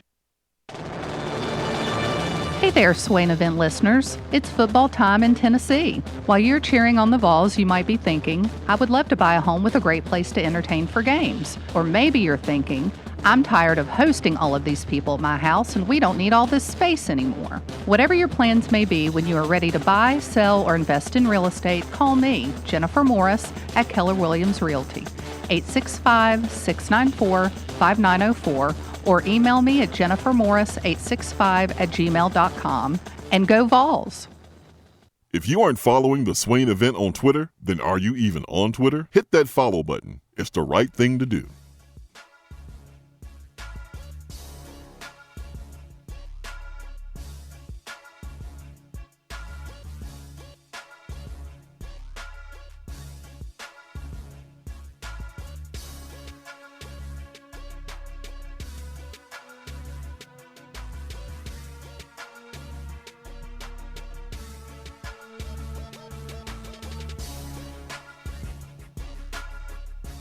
Alumni Hall and alumnihall.com, your headquarters for everything orange and white. Nike, Nike Golf, Peter Millar. Got 2 for $28 t-shirt section there at Turkey Creek. Also, at Paper Mill Drive, you can check out Alumni Hall when you're walking around the mall. Alumni Hall, 3 locations in Knoxville, a few locations outside Knoxville, but always open online at alumnihall.com. Let's get to Jeremiah on the B-Dry Waterproofing Hotline. Good morning. Good morning, guys. Hey, good morning, Jeremiah. Hey, first off, man, I had comments more than questions. Okay. Great show. I love the beats in the background. And Swain, you were great while you were there, man, at Tennessee. Just wanted to make that comment. So it's real cool to have a guy that was pretty talented, having a radio show. Thank you. I guess my comments were, at what point, as far as JG goes, do you, as a coach, and you were in the locker room, you understand, and do you say, okay, well, you're the guy, and we're going with you, but your performance is affecting, or lack of performance, should I say, is affecting the playing time that the backups were going to probably get. And now we're struggling to get you on board. So now the backups that we're going to get some time against Georgia State, per se, and the UTC, per se, if he doesn't perform, even though we're saying you're the guy behind the scenes, it's just not fair, all the work that Stroud and Maurer has put in. Now they're probably not going to get the snaps they deserve because you're not performing up to par. And so, at some point, even though you're going with him as a quarterback coach and as a head coach, you say, okay, it's starting to really affect the team going forward down the road because they're not going to get snaps. And I guess that's about all my comment was. I'm go Vols, back Tennessee, back Pruitt, and definitely wasn't the coach's fault last week. You just don't let a guy get behind you. Stay deep as the deepest man on that play, and that's about it. So thank you, guys. Hey, thank you, Jeremiah. Thanks for the phone call. I think there's a order of importance if you are the coaching staff in playing games like this. The goal, obviously, is to get more guys in there, get them some reps. That was the goal against Georgia State. Did not work out that way. I think the order of importance for this game, number one, is to win the game. Always the first most important thing, right, is to win the game. Number two, when you look at our situation right now with JG, and the next game being Florida, and then you kind of start the SEC stretch, making sure Jared understands throwing the ball on time, seeing the field, playing with confidence. I think that's the next important thing. And I think once you achieve that, you feel good about that, then, okay, you set them and then you put the other guys in if you are up by enough points to be able to do that. JG has to figure it out. Like, he has to play better. And I made this point on 3 Hour Lunch yesterday as a guest. You may have to do this. I hope you don't, because then the defense will obviously have an advantage and know exactly what we're doing. But I hope Jim Chaney and T. Martin and Chris Winkie won't have to get to a point where they're giving JG half of the field reads. And that's typically what you do with a young quarterback, with the freshman. I remember when we did that with Ainge. Half of the field, Schaefer, half of the field, and then Ainge kind of was able to kind of get more of a rope because he played very well early in the season in his freshman year. But you give those young quarterbacks number 1, number 2, and then if number 1, number 2 is not there, maybe number 3, then throw out of bounds or run. But you don't want them going to number 4, number 5 because maybe they're not able to handle it. You don't want them to turn the football over. I really hope that we don't have to do that with Jared, but Jared could just kind of just learn from his mistakes in the first 2 games and improve. Now, Ben, I know you get ready to say something because you just smacked your teeth over there. I'm coming to you. Or maybe you just got some sausage or some bacon in your teeth. I don't know. From breakfast. Bacon? But see, you smacking your teeth made me forget my point. I'm sorry. What I was going to say about JG. Oh yeah, this is what I was going to say. It's not just been 2 games though. It's been longer than 2 games. Being able to see the field throwing with anticipation, and if you're not doing it at this point, a legitimate question can be asked: are you ever going to do it? I hope that that's not the case. I hope that he is the exception, not the rule. Usually a guy that's a redshirt junior, what you see is what you're going to get, but hopefully he can make that change. Maybe something's not processing, maybe something's not clicking with what Jim Chaney wants and what he's actually doing. Ben? I was just going to add to your point about hoping that we don't reach the point where Jim Chaney is limiting JG to one side of the field. According to Greg McElroy on the broadcast, that's what Tennessee was doing on Saturday against BYU. Or is he limiting himself to one side of the field by not looking through that side of the progressions? He's starting with one side, sticking with that side. According to McElroy, it was the coaches trying to get him to stick to one side. Because, and I don't think it's because he can't handle it. It's because he makes too many pre-snap mistakes in terms of decision-making in his head. He in the words of McElroy, he is sloppy pre-snap. Yeah. And he's made a lot of his mistakes, throwing errors, interceptions in the past, batted balls, or almost interceptions in the past to the right side of the field. Well, that interception he threw against BYU was definitely a pre-snap fail. Yes. Because you can just look at the numbers pre-snap and go, okay, I got 3 guys over here, and there's about five guys on this side. The short side of the field, I got Palmer. It's 3rd down and 4. This is an easy completion for a first down. So that's the illustration of a bad pre-snap read there. And then post-snap read was even worse. So I thought that there was a very telling stat in an article that Jesse Simonton wrote on VolQuest this week, and I don't remember the exact stat off the top of my head, but it was something along the lines of either all of JG's career interceptions or all but one of them have come without any pressure, where he's been able to stand in the pocket and fire the football. Nearly all of his interceptions have come in those situations, which tells me that he is not reading the defense correctly pre-snap, that he is making bad pre-snap decisions. Because if you have a clean pocket and you have plenty of time to get rid of the football, you should not be throwing interceptions, and that's where the bulk of his interceptions are coming. Yeah, usually turnovers come from pressure, usually. Vol Preacher says, hey, Swain and Ben. It didn't say Brad, but I'm throwing you in too, Brad, because you're here today. Thanks, man. Swain, this is the best show around on Tennessee football. I live in Lower Alabama. Oh, he lives in L.A. Hey, he lives in L.A. The real L.A. Lower Alabama. There are not many Vol fans nor Vol news in the area, but you guys keep me informed. First, I'd like to say we have the right coach. This will take some time to fix our situation, but we have the right head coach and staff.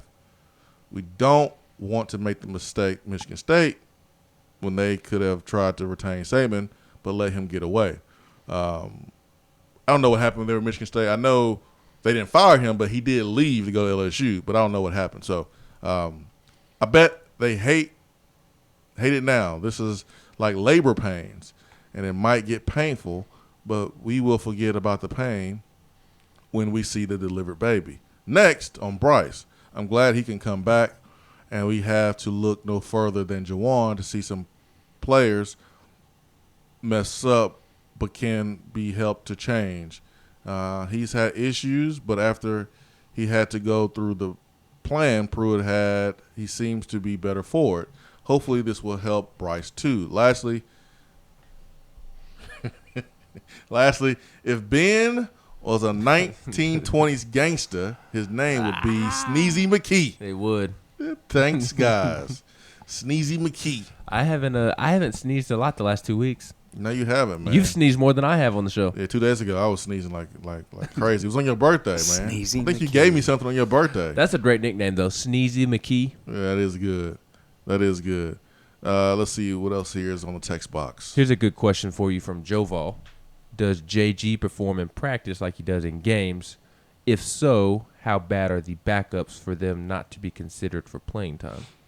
JG plays pretty well in practice from what I've seen. That BYU week, when I went to practice that Wednesday, I was like, oh, yeah, we look pretty good. We look pretty sharp, man. Got a lot of juice. All right, feeling good. And it was a total opposite on Saturday from JG's performance. We had the juice, but the performance from the quarterback just wasn't matching up with what I saw at practice that Wednesday. So that's the thing that stinks, man. Yeah. Like a great practice doesn't guarantee you a win on Saturday, but it gives you a better chance to win more than a bad practice. Better mindset approaching the game, too. So a good practice week doesn't guarantee you a win. It gives you a better chance to win, but definitely is better than a bad week of practice. And that's kind of what I saw the BYU week from the Wednesday's practice that I attended. I didn't go to all week, but I went to Wednesday, which in my experience, that is, I won't say it's the most important day, but it's the last day you can put stuff in. Like you can put offensive plays in. You can put defensive wrinkles in. It's the last day that you're really, really getting after each other. Thursday, more of a dress rehearsal. You're still going full speed, but Wednesday you got pads on. Thursday you don't. Yeah. And then Friday is the walkthrough. So, and Jeremy Pruitt even said on one of his talking appearances on Wednesday, whether it be the teleconference, the SEC teleconference, whether it be post-practice, his press conference, or whether it be at Vol calls. I can't remember where. He talked a lot on Wednesday.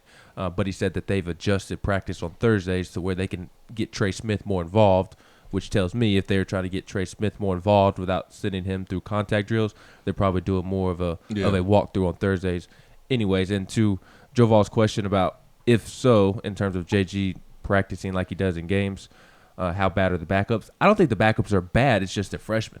And they don't arrive as, a Justin Fields, Jake Fromm type freshman. They arrive as, maybe projects are too strong of a word to use, but they're not ready to play day one. They're question marks because they have zero game experience at this level. Zero.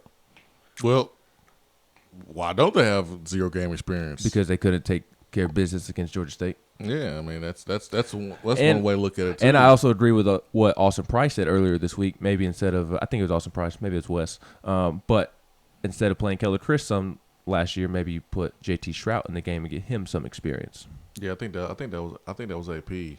Just because you don't play, just because the young quarterbacks are not playing right now or are not closer, may not mean that they're bad. That just means that they may not just be ready.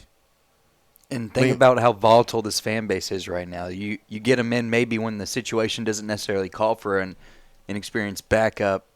You have a lot of questions and a lot of waves starting to move. Yeah, I mean, I don't know. Like, bad would mean, okay, you shouldn't even be on the team. Right. That, to me, that means you're bad. Not playing can mean you're just not ready right now. It could be physically, it could be mentally, but if Pruitt said this, if JT Stroud is 75% good in practice and 25% where you're afraid that he's gonna get you beat, you can't play him. You can't play a guy like that who is 75% good in practice and turns the ball over the other 25% and scares you that he's gonna get you beat. You just can't. And I know people hear that, they go, well, it can't be much worse than JG, but it is, because if it wasn't, they'll be playing. They'll be playing. I mean, this is not the time to play games. Tennessee's 0-2. They will be playing the best guys that they feel like will help them win games. It's going to be a miracle for Tennessee to get back to its win total from a season ago, much less improve on that win total. And I think the overall point is the backups aren't bad. It's just they're two freshmen. One's a redshirt. One's a true freshman. They're inexperienced, and they're not ready to play right now. You don't know.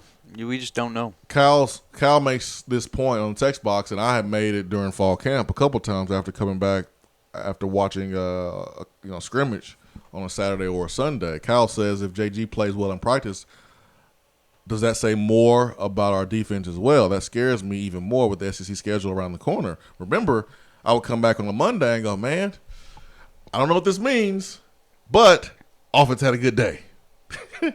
We ran the ball pretty well. Does that mean our defense is that bad, or does that mean our offense is pretty good? I don't know. Only time will tell when we start playing against someone wearing a different jersey. Well, what do you know? We got some answers in the first two games. Based off 2 games, what would your answer be in terms of looking back at fall practice, the scrimmages, the 3 scrimmages, I believe it was? What would your answer be now if you think it is a good thing or a bad thing that the offense was edging out the defense? In the first 2 games, not a great thing. Defense is not as good as I thought they would be, even though they did have a really good game against BYU. Just lacked football intelligence in the late drive, and then probably some fortitude there in overtime. But they did a pretty good job against BYU. Then Georgia State was atrocious. So that's what that would tell me about the defense. Offensively, it would tell me that because of JG's play, they have not lived up to what they did during fall camp, because they were a lot better in fall camp. They were more productive, more efficient during fall camp, and I think it kind of lies on JG more than anything. Not saying that he's the only reason offense hasn't been, great, because you turned the football over in the second play of the game against Georgia State because Ty Chandler didn't catch the ball. So I'm not blaming everything on JG, but I think Tennessee is 2-0 if JG played like he did last year. Let's go back to the phones. Who we got? DR Vol, good morning. Morning, guys. How are y'all? What's up, man? Good. How are you? I'm good. I definitely think we're 2-0 if JT plays better. Do you think Maurer and Strout's not getting to play because they haven't got in enough leadership reps? I think that's definitely it. Leadership rep or shower discipline, one of the two. You just mentioned one of the two, FBI. and they must not have each other's back, like the chant goes. Hey, it must be something that has nothing to do with football. It must be something. Guys, I never really knew what apathy was until this season set in. Last night we were at a football practice for my son. He's got his first game tomorrow. They're asking what I'm going to do this weekend. And I was like, well, we got birthday parties, blah, blah, blah. And they said, you're not watching the game, and I forgot all about it. Have we reached that level? Has everybody else reached that level? Because I'm going to record it, but I'm not going to plan my whole Saturday around it like I usually do. Would you what about Florida next week? Are you going to record that, or are you going to plan your Saturday around that? I thought about that, Ben. I don't know. The Florida game is the big game for me every year because, to me, in my eyes, that's the team I hate the most. I'll probably definitely make plans for the first half, but, maybe have a backup plan in case they have to bad. Yeah, it kind of depends on how the game goes. Yeah. I think you're like a lot of fans. Apathy has set in with me. I'm ready for basketball season, to be honest with you. Oh, goodness. Oh, I am too. I'm counting down the days till basketball season. I bought a preview magazine for basketball yesterday at the big box store. Oh, is it the Athlon Sports one? That's the one I went to go get because Lamonte was on the cover of it, but they did not have that one, so I picked up the Lindy's one with Jordan Bowden on it. I got you. Yeah, guys, I kind of get nervous about we talk about putting Shroud or Maurer in this week, just because Georgia State we expect them in by the second quarter in that game. Yeah, I think Georgia State's a better football team than UTC. 100%. So, but still, how do you not enter this game with a little bit of caution if you're a Tennessee fan, because you've been kicked in the gonads the last 2 weeks. So I understand that. I would be lying if I said that there has not been a little bit of apathy that set in for me, to be honest. And I used to get like super emotional after games when we lose, and like I can't. I remember those days. Yeah, I can't, man. Oh, man, I'm trying to live till I can be 100 years old, man. I won't make it to 40 if I allow myself to be super emotional after these games. But yeah, apathy has set in for me a little bit because not only do I do this show as a former player, but there's things that I've done and over the last couple of years to try to help behind the scenes to help us be successful, whether it's to get a player or to notify some folks that, hey, this is not a good look or something about to happen. I mean, I want to see us win, and I mean, I'll be lying to say there's not a little bit of apathy, but I'll tell you what, tomorrow morning when I get up and I hook up breakfast for the family, and it's 11 o'clock around that time, I'm gonna watch the game. Like, I'm gonna watch the game. Or will you be excited? No. That's why I started to give you a funky look, is because I thought you were gonna say that you were gonna be amped up around 11:30. No, I'm not going to be, unless I see us run out of the power tee. If they show that, I can't help but to get excited. I get excited when I see that. I think the word that I would use for this weekend, I'm not excited, and it's not necessarily a Tennessee thing. I think even if Tennessee was good, it's UTC, it's a noon game. It's hot. It's hard to get super excited about that. I'm intrigued. I'm intrigued to see how the team responds this week, and I am intrigued to see if JG and the offense can build some confidence going into the Florida week. I am intrigued to see if Bryce Thompson and Daniel Petulli, those guys, get out there and how they look. I'm intrigued more than anything. Yeah, I want to take care of business. I may not be like excited for like the game, but I am anticipating number 3 carrying the football. Mm-hmm. I am anticipating number 15 playing the game of football, seeing number 11 fly around. Like I do want to see those guys, play. Number 8, like I want to see number 2 bounce back. I really do. Like I'm not some guy that's going to criticize him and like don't want him to be successful. Like, I want him to be successful. I like JG. I mean, I think he's done a good job representing Tennessee, the way he's handled his business. He's tough as nails. Like, I want to see him be successful. I really, really, really do. So I want to see how he bounces back. But I'm not going to sit here on Lounge Radio and sit here and say that I'm excited like I was first game of the season. I'm not. There's a difference. When does basketball start again? About 50 or so days away. 50-something days? I thought I saw where Bowden said like 56 or 58, something like that. I don't know. That was earlier this week. Sorry, we're in the Vol. 50s. We took your phone call. No, you're good. I think that's a very good wording for intrigue because, I mean, I can watch DeJuan Jennings play football any day of the week. All and day Eric long. Gray as well. Yeah. I mean, he's awesome. But, again, not to be like – I feel like DRE or something because I get so down on it. But I feel like watching JG, man, he's just so frustrating. I hope he does have a bounce back because I'm telling you, sitting there in the BYU game, that was just it finally, that's when apathy set in with me after my second touchdown miss. And I'm hoping the kid can bounce back because if we don't have him, then we're done for this season. Yeah, he needs to play well, man. He needs to play well. And Pruitt and JG, they know they need each other. That's why, they spent so much time together and during the off season, and they need each other. They need each other to be successful. 865-250-503. B-Drive Waterproofing Hotline. We got Attaboy. We still got to knock out today. We have For What that we'll knock out today. We'll take a quick time out here on the Swain event. Hour 2 brought to you by Alumni Hall, alumnihall.com.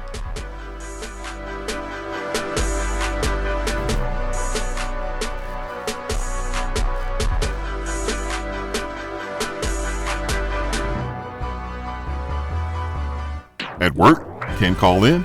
Don't feel bad. You can talk to the guys on the text box. It's part of the free Swain event app. Today will be sunny and hot with a high of 94 and a low of 71. There is a 50% chance of rain tomorrow, mainly afternoon, with a high near 90 and a low around 68. Mostly sunny on Sunday with a high in the upper 80s.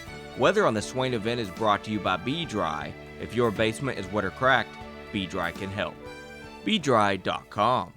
Do you have sloping or uneven floors, foundation cracks, or a leaning chimney? Do your windows and doors not open properly, or are there gaps where the floor and walls meet? Don't worry, B-Dry offers approved foundation repair solutions like steel I-beams, helical piering, epoxy injections, carbon fiber applications, and more. Make sure that your home is on stable ground with B-Dry. Call them at 865-588-0454 or find them online at bdry.com.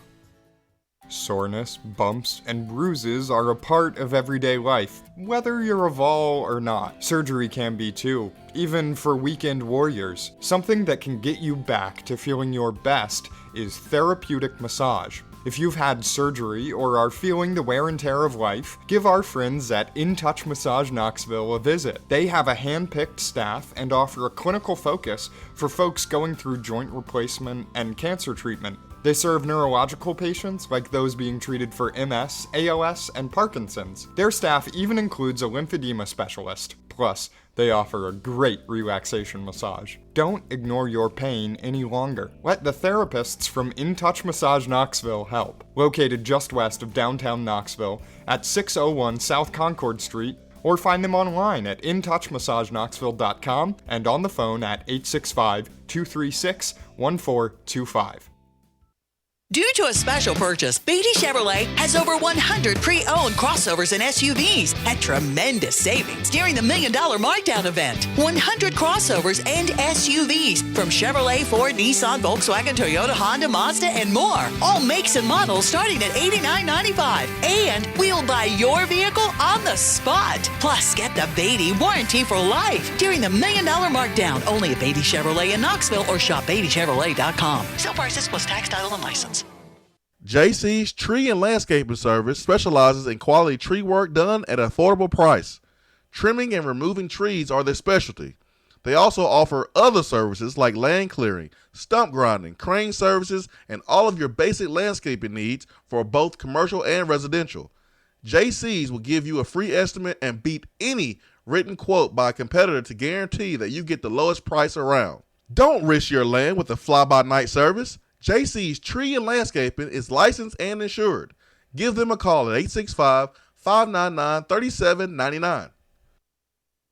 I just wanted to come by and congratulate you on the great work you've been doing. I like your style. You remind me of a young me. Failure is not an option. That boy is good. Hoes, remind yourself, nobody built like you. You design yourself. Attaboy.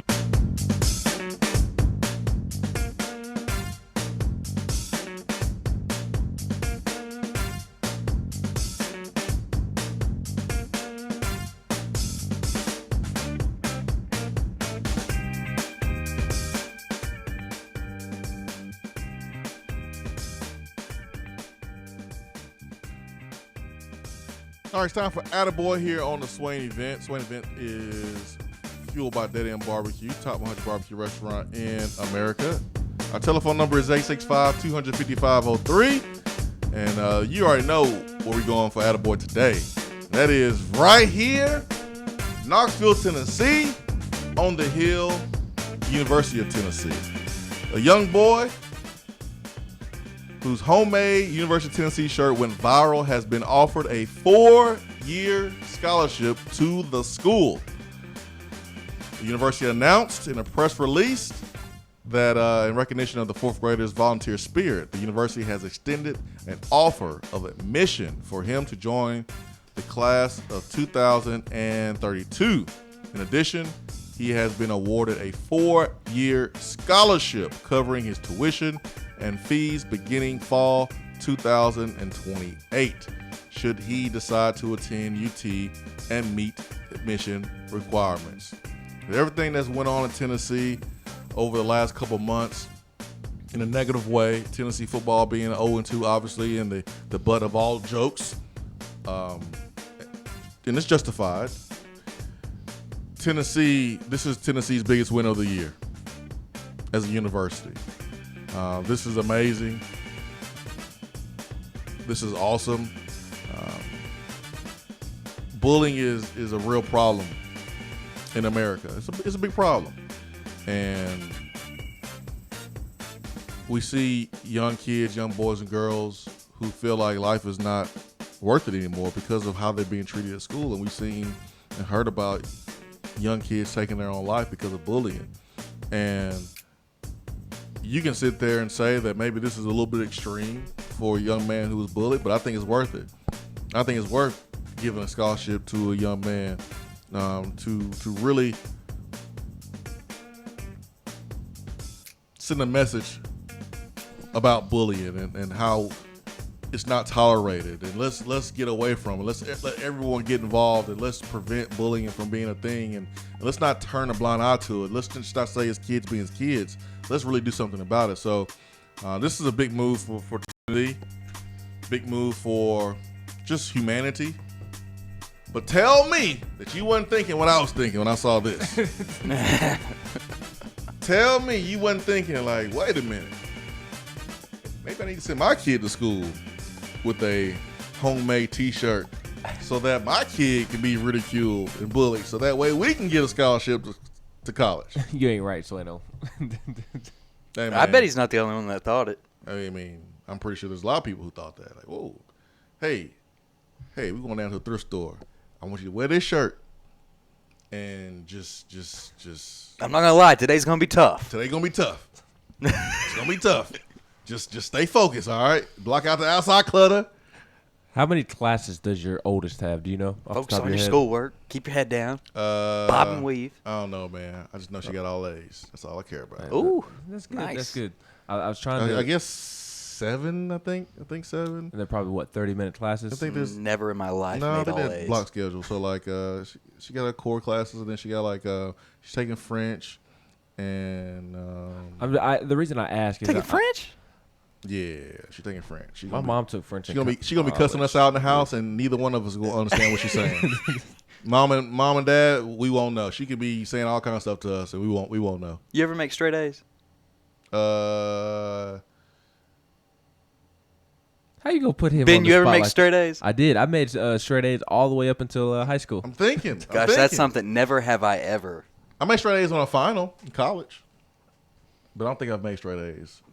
But the reason I asked you about how many classes your You get oldest is tutors in taking college. is because I was curious. I was trying to figure out what the equivalent of 63 effort in football would be to the classroom in order for her to make it through that tough day. So if she has 7 classes, you think she needs to give 70 effort? Boy, yeah. Or do we need to multiply the 7 classes by how long each class is, and then maybe divide by 2 and then add like 5 to it? You hanging out, you hanging out with Charlie too much. You're making this too hard. You're making this too hard, man. It's like a complex math problem. You're overthinking this thing, man. Do we need to call Charlie and get him on the line to do this math problem for us? Like, where do you put the parentheses in that? We need to. No, this is a good story, man. I'm only halfway joking about sending my kid to school to be made fun of. They've already pre-sold over 50,000 of these shirts. That's cool, man. How about Vol Nation stepping up? Probably fans of other schools stepping up because of how awesome the story is. Well, it's not even just the 50,000 shirts sold. It's also gentlemen like Buck Nasty and his wife who are taking the time to send a very nice note and send multiple T-shirts to the young man as well as other gear. I've seen numerous people send notes. Swain, you sent the young man a note. I saw on Twitter several people send the young man a note, and not only a note, but several people sent him a lot of gear. So that was cool to see. Care 50,000 T-shirts, a bunch of care packages, a scholarship offer. Before it went viral. Yes, Before it went viral. Yeah, before it went viral. I mean, we saw, someone sent me the post, the screenshot of the Facebook post of the teacher, and sprung into action. The first reaction was to send this young man a note. Buck Dancy sent him a note and send him some gear. Mm-hmm. I think it's easy now to kind of jump on board, which is totally cool. It's for a good cause, but it speaks a lot to Vol fans. Yeah, the Shiano thing wasn't a good look, and we've done some other things that's not something we should be proud of. But when it comes to supporting our own and springing it into action, when it comes to helping someone else, man, you can't hate. I knew this was going to happen because I was thinking about this, Brad, when you said you got tutors. My tutor just DM'd me and said, oh, yeah, you had the best tutor in college. My tutor just DM'd me. Yeah, she was listening. Yeah, she listens all the time. She listens in Nashville. She lives in Nashville, listens all the time. But I will say this to my tutor. Who was tutoring who in Western Civ for the Western Civ final? Who was tutoring who? One of my favorite classes. Who was tutoring who? I think for that Western Civ final, though. Let's see if she's going to respond now. Leo from Hardin Valley also had a comment for you. What did he say? He always got a little smart little mouth. What did he say? What did he say? Straight A's on finals. Thornton Center and those special athlete benefits at work. LOL. He said sorry, couldn't resist. Oh, yeah, that was a good one. I'm not trying to date you, but was the Thornton Center when you were there? What does that mean? Oh, that's a slap in the face, Bradley. What does that mean? What does that mean, man? I'll let you figure it out. I'll tell you why I got straight A's. I'll be honest with you. That was the first semester that I know where you're going. That I was prescribed Adderall. Yep. And it's a game changer. Throughout my childhood, I had a lot of events that happened that affected my ability to learn and stay focused. To be honest, I won't say learn, but to stay focused. And it's not like my great uncle was 10, 20 years older than me, or 15 years older than me, or whatever.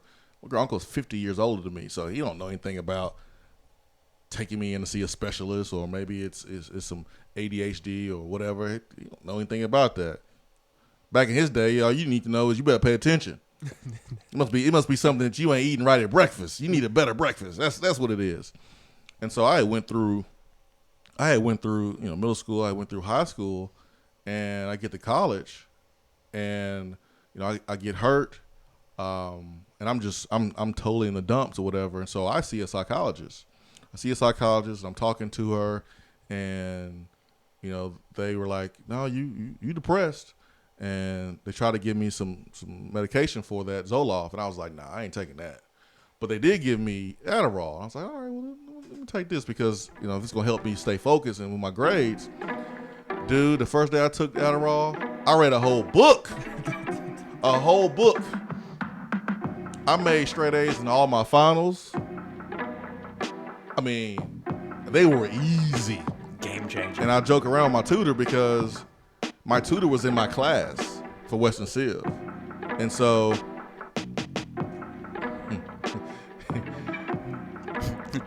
like it was her, it was a couple football players. I became the tutor of that class because I had studied so much, I couldn't stop studying. I was addicted to studying. I couldn't stop. I made flashcards. I do the flashcards like front to back. It was unreal. I was like, why did I have this stuff growing up? It's crazy. Hour 3 coming up.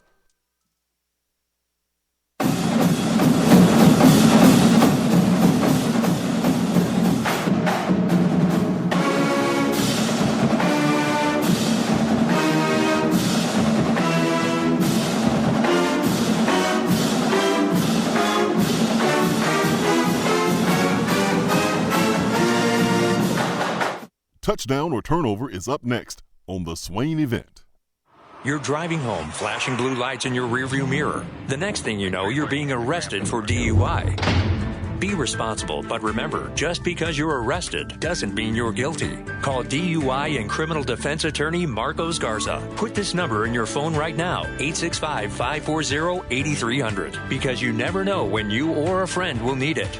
Don't say guilty, say Garza. 865-540-8300 and GarzaLaw.com. Hour 3 of the Swain event is brought to you by the Low T Center and LowTCenter.com. Do you know your numbers? Feel like you again. Let us help.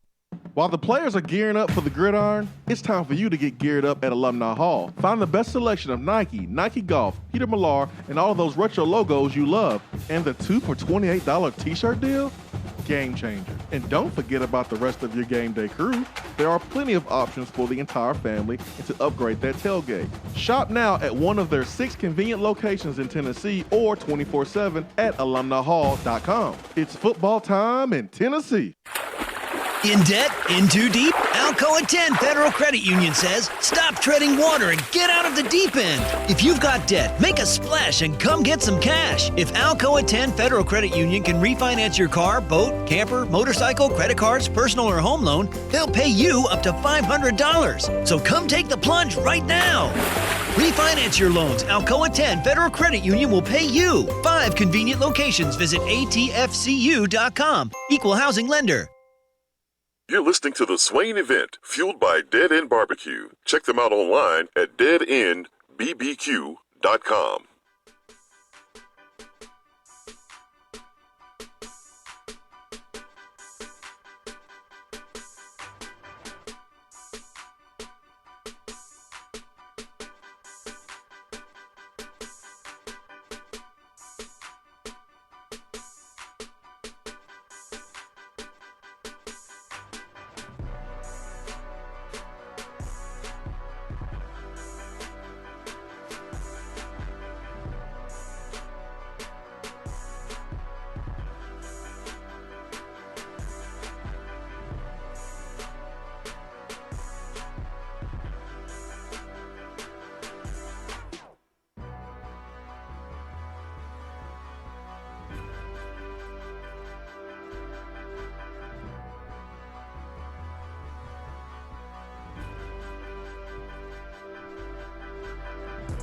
Hour 3 here in the Swain event is fueled by Low T Center and LowTCenter.com.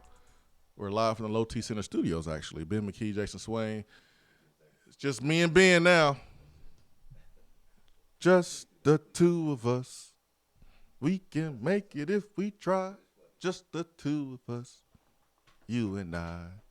No Stokes. No Brad. Just you and I, Ben. Another hour of sports radio talk about Tennessee and UTC. Goodness gracious, somebody help us. All right, let's go to the B-Dry Waterproofing Hotline this morning. Who we got? We have quite the lineup at the moment. We have Titans Bill, and then Buck Nasty, and then Volstorm. So I talked about prescription medication that everyone want to call in. No, you can't have any, okay? Leave me alone. Titans Bill, good morning. Good morning, Jason. I'm ready to have a showdown with you. All right, let's do it. You want some hands, Titans Bill? It just proves that my gun is faster than yours. Oh. I'm Wyatt Earp and you're Billy the Kid. Oh, Titans Bill, you want to start something, huh? You want to meet up? I know up? that you're defending Chris Winky. I have another name for him, Chris Stinky. Wait, Titans Bill, I haven't mentioned Chris Winky but one time this entire show. So, if we lose, Jeremy Pruitt needs to make some changes in his coaching staff, and one of them is him. He didn't hire the coach, he hired the name. And he ought to maybe go back to baseball. And Tony Vitello could hire him as his assistant coach. Titans Bill, so if Tennessee loses, Pruitt should let go of Chris Winky.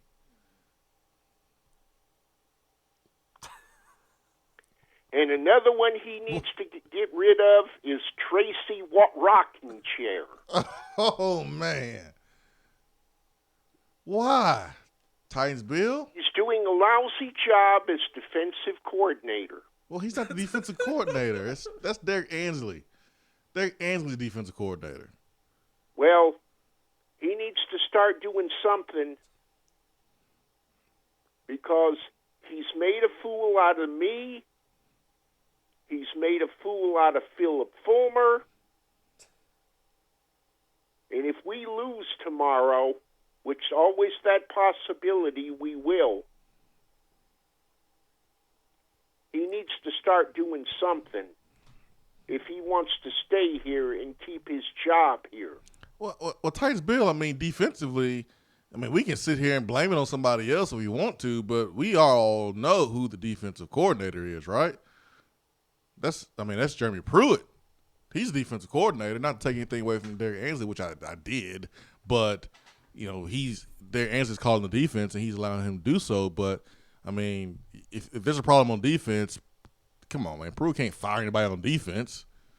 You know, just this one time, I would like to see Mike Vrabel and Jeremy Pruitt trade jobs. Let Pruitt be the head coach of the Titans. But the Titans and won let last week. Mike Vrabel be the head coach of the Vols. I'll bet you, Jason, I believe Vrabel would do a better job of getting this team ready than Jeremy Pruitt. Are you trying? I would bet the house on it. Are you trying to fire Jeremy Pruitt too? No, just this one time, I would like to see Pruitt and Vrabel trade jobs. Like the. Let Vrabel be the head coach of the Vols. Let Pruitt be the head coach of the Titans. So we should start an SEC network show called Trading Places, where the NFL state team trades Just places this with one the time. university. Okay. That's an interesting Titans bill. To see who could do the best job. Do you think that Pruitt could coach the Titans to a victory? Do you think that he can handle all them high-priced players? I don't know, think so. I don't really have the answer. I have no clue. I mean, they're both second-year coaches. I don't know.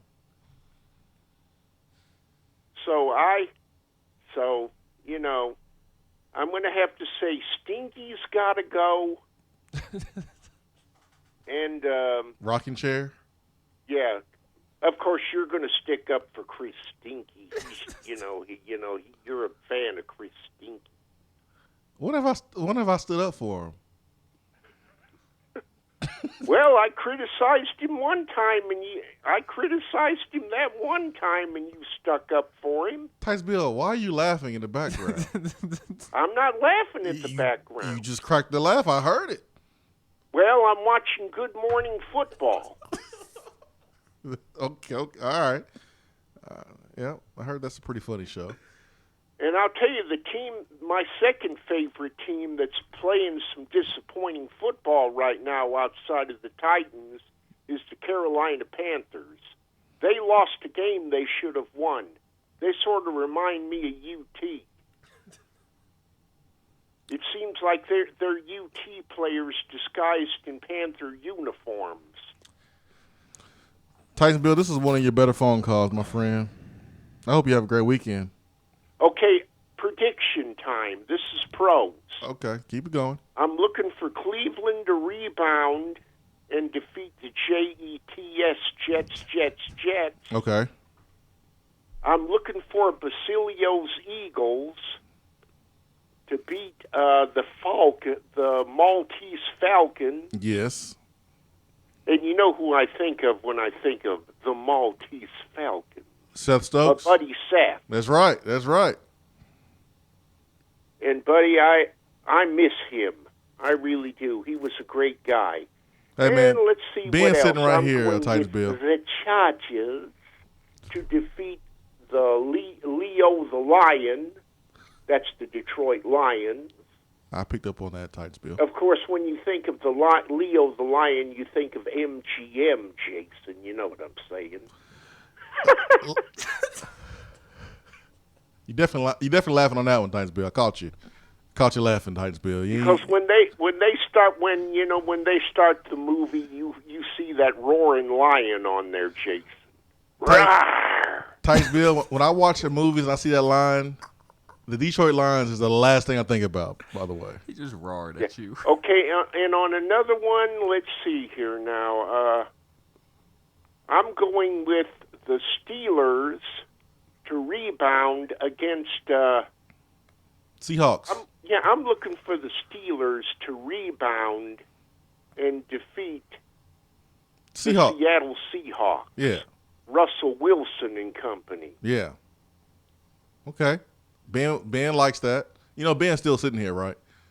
He doesn't know. I believe the Steelers is going. Of course, that's their home opener, and they hardly ever lose at home. Except if the Patriots come in town. They beat the Patriots at home last year. And of course, I am going with my Titans to defeat the Colts. Oh, okay. Finally beat the Colts. All right, what's the Colts record without Andrew Luck versus the Titans? I believe they're under 500 without Andrew Luck versus the Titans. Oh. Titans Bill event. Take it over, Titans Bill. How do you follow up that phone call? Butt Nasty will try. Butt Nasty, good morning.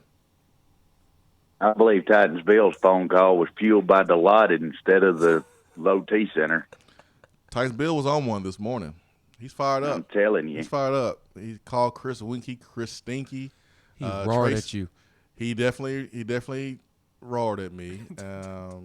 Maybe he just got done watching Lion King. I don't know. And then he called Tracy Rocking Chair. And the defensive coordinator. Yeah, he called him the defense coordinator. And that was one of Titans Bill's better phone calls, I must say. It was a good one. Hey, I was wanting to tell you, though, if you had any of that extra Adderall, I got a market for that. No. No, thank you, man. We can make a little money here and there. I need some after that Carolina game last night. No. Come on, Swain, we can get paid here. No, man, I'm not a drug dealer. You ain't got to. I'll do all the dealing. My name is on the bottle. Nobody touches this except me. Nope. I follow the rules around here, Butt Nasty. Well, if you ever get in a bind and want to make a little extra change, holler at your boy. I know the folks. Do you know what they do, the guys in prison, Butt Nasty? I've heard a thing or two. Okay, you better keep that in mind. No, thank you. All right. Well, boys, what I was calling in for this morning is there's blood in the water. Okay. We got sharks swimming around us right now. Yep. We got UTC smack talking us. And, boys, it's time for somebody to line up on our team and look at the man across from them, put them on their rear end, and tell them they're fixing to get it for the next 60 minutes, and they're going to like it one way or another. It's time for Callaway to look at the man lining up across from him and tell him Clifford Franklin's looking for a new woman. Hey, it's time for all these boys, Trey, Jameer, the whole offensive line. It's time for Aubrey Solomon to line up, show why he was a 5-star, Savion Williams, number 1 defensive tackle. It's time for these stars to come out in the daytime, not just at night. You picking up what I'm putting down, boys? I'm trying, Butt Nasty. It's hard, man. It's UTC. It's a noon game. We 0-2. I'm trying. I feel like it's getting there. I'm trying, man. I'm trying to start the engine. What are they? They're talking smack to us, and I can't even. Are they the water moccasins? What are they? I don't know. I don't know what the mascot name is short for. I have no clue. I think they're a bunch of snakes in the grass, is what they are. I don't know. I tell you what, I'm just for going up to Chattanooga myself and going to open up a big can of whoop hiney on them myself. It ain't that far from the house. You should do it. You should do it, man. Videotape it, man. I tell you what, just send me 2 of those Adderalls and I'll go up there and take up half the university by myself. Nope. I'm not doing that, man. Just 2's all it's going to take. So, do you want to win or not? You said you'd give your all for Tennessee. I don't need to give you that to beat Chattanooga, Buck Nasty. Don't take it for granted. Dang it, we did that already once against Georgia State. I don't care, man. I'm not playing the game. I'm taking them for granted. All right. Well, boys, I'm going to hang up and listen to what y'all got to say. See you, man. Thanks for the phone call. I don't have anything to say after these last 2 phone calls. Let's get to Vol Storm. Hey, you know what I just showed everybody? I can handle peer pressure. Imagine me as a little 5th grader. No, I'm not going to do it. No. See that? Look at that. That's called control. That's called handling peer pressure. What's up, Volstorm? What's up? What's up?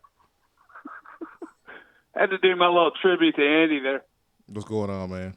I think Tennessee football my killed goodness. Andy. How do I follow up phone calls like that? You know, I don't know, man. I don't know how you do it. Titans Bill ripped the roof off this thing, man. His phone call. Titans Bill ripping the roof off and Buck Nasty trying to support his side business. I don't know, man. I'm surprised. I'm surprised Buck Nasty's a free man, able to call in. Next time, you're going to be calling collect. You have a collect call surprised from. he didn't tell you. Just tell the pharmacist that one of your girls actually dumped the pill bottle down Nope. the toilet and you need a refill. No. Mm-mm. You got 3 of them, so that'll work 3 times. I am saved. No. I am saved. I will not engage in that. Guys, we need to address a travesty that's worse than the 0-2 start. And that's why Seth Stokes continues to not claim his son, Little Jesse. Why does he got to do that to Little Jesse? I know. He told Little us. Jesse sitting at home every game day with his orange on, sitting on the front porch, waiting for Seth to come pick him up. You know how I feel Every bad time for? he's disappointed. You know how I feel bad for in the situation? Who? His wife doesn't know that Seth had a kid the whole time out here. She don't even know about Little Jesse. She don't know about Little Jesse, man. She don't know about Little Jesse. That's a travesty. It's a travesty. That poor young man, all he wants is love. That's all he wants. That's all he wants, man. He's a grow up, be a mean old man because of Stokes, man. Wouldn't give him time of day. Just forgot about him and want to go take care of somebody else's kids. It just ain't right, man. You got one of your own. You want to take care of one of your own, Stokes. It may be some new listeners, man, that may not catch on that joke. Go ahead. So, do we have somebody that can go in short yardage situations and punch the damn ball through the line?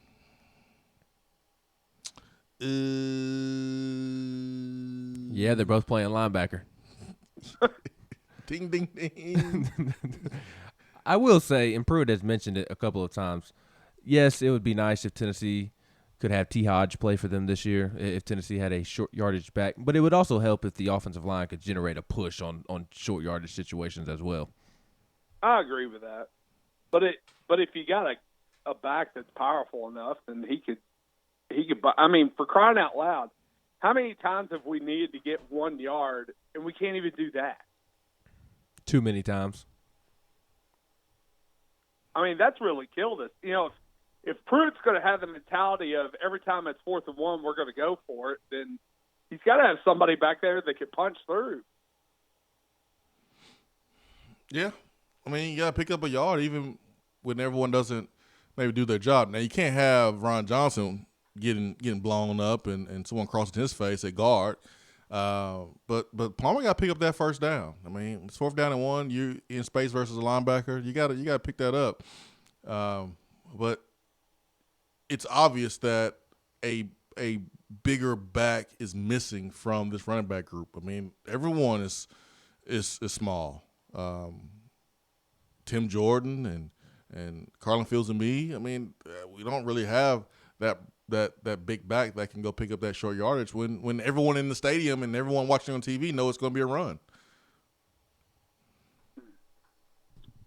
Guys, before I go, it's good to see that Swain took advantage of the Thornton Center's study buddy with benefits, considering he's been gone for 13 years and his tutor's still sliding his DMs. See you, boys! Oh, you ain't right. You ain't right. You ain't right, man. Did not engage in that. That did not happen. All A's on my final, baby. All A's. All A's. Meacham was in that class. We had a bunch of dudes in that class. And I tutored them all. That's right. I should have got a paycheck from Thornton Center for that exam. Where my paycheck at? 'Cause I tutored our group. I'm proud of that, man. Probably my only great academic moment ever was in college that semester. All right, who we got next? The Wizard. Let's get to the Wizard. Wizard. Good morning, Swain. Good morning. Man, I don't know. I'm kind of like lost for words after listening to those first couple of calls. I was watching on Periscope too, and Ben over there like about to hit the floor. I'm over here and about to hit the floor with him, tears rolling down myself. my I'm face. sorry. Take that, Fine Bomb. Take that. We got the best callers. I'm telling you what, bro. It was definitely one of the most interesting shows that I've listened to in a while. Yeah, man. Buck Nasty trying to get me to break the law. What kind of friend are you, Buck Nasty? And then you got old Titans Bill talking about Chris Stinky, although he looks more like a Twinkie. I mean, maybe his name should be Chris Twinkie. I mean, why are we getting on Chris Winky? He ain't do anything wrong. And when did you defend I've never him? liked him ever since the back when we played them in the championship game. I don't know. And he wasn't. What did he do in the NFL? Absolutely nothing. Golly, man, you're taking this 0-2 anger out on someone who doesn't deserve it right now. I'm just saying, how are you going to coach quarterbacks that are better than you? I mean, Chris Winky won the Heisman. JJ ain't I better know. than Chris. He ain't better than Chris Winky. Oh, well, definitely not. Jared Garantano, he ain't. You could line up at quarterback and be better. That's incorrect. Actually, speaking of the Adderall, I think maybe you should slip him one. Maybe it'll help him focus better, and he'll see a blitz coming for him. I don't break the law. I'm saved. I'm saved. Well, you don't just maybe just accidentally drop one in the locker room. As long as you ain't doing it hand to hand, you can't really be charged with anything. Nope. In my heart, I would know that was the wrong thing to do. How do you know that law? I know. I'm just giving you crap, buddy. Nope. But anyway, I just wanted to ask one question, man. I've kind of talked till I'm blue in the face about, what is and what we should do and shouldn't do, blah, blah, blah. I'm just wondering, what if we actually lost to Chattanooga? What would be the consequences? What would be the outcome? What would be the result if we actually somehow ended up losing to Chattanooga, Swain? I'll tell you right now, Swain, I'm not showing up next week. I'm dead serious. I'm not coming next week if they lose this weekend. I mean, think about it for a second, guys. I mean, we never thought we'd lose to Georgia State in a million years. And from what I've heard, Chattanooga is a blitzing, crazy, guys that just blitz. From what I've heard, they're going to blitz the crap out of Garantano. And if it's one thing that he can't do is read a blitz. And if they get out of the first quarter and we're tied and it gives them some hope and belief and a little life, I mean, it's hard telling what we'll be looking at. I mean, it kind of happened with Georgia State. So I just want to know, does Jeremy Pruitt make it to Florida if we lose to Chattanooga? I think he makes it to Florida. I don't know if he makes it to the end of the season. So what's going to be the outcome if that happens? Tennessee fans will be on ESPN again. I think for the first time ever, I finally stumped you, Swain. Yeah, I mean, Tennessee. I'm sitting thinking about it. I mean, Tennessee fans will be on ESPN again for the opposite reason of why they're on ESPN now, in a good, positive way, supporting a young man being bullied and buying over 50,000 T-shirts and things like that. I think I could see it being another online mob wanting Pruitt to be fired, wanting everybody to be fired. I can see it would be the worst. Man,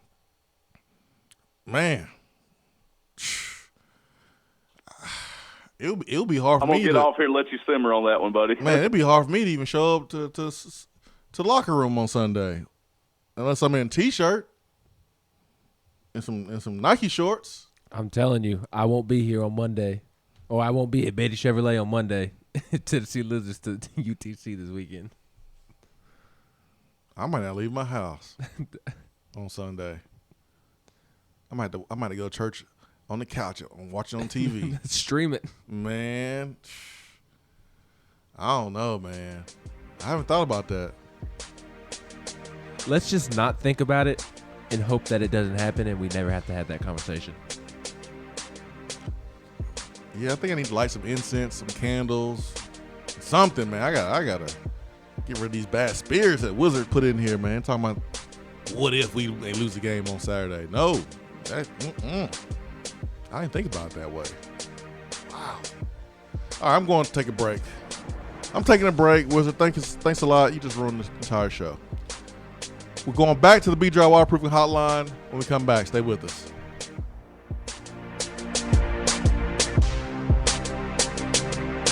Hour 3 of the Swain event is brought to you by the Low T Center and lowtcenter.com. Do you know your numbers? Feel like you again. Let us help. Hey y'all, check it out. Top 100 barbecue restaurant Dead End Barbecue has a brand new happy hour special right now that you don't want to miss. Get $2 off of their fantastic barbecue queso appetizer from 2 to 4 p.m. That's queso loaded with your choice of pork, chicken, or brisket and served with Frito scoops. And for the rest of the month, check out their new Pig and Peaches salad for $11. This thing is loaded with salad mix, grape tomatoes, fire-roasted peaches, pickled red onions, pork belly burnt-ends, goat cheese, and topped with a delicious balsamic vinaigrette. Dead End Barbecue. The barbecue search is over.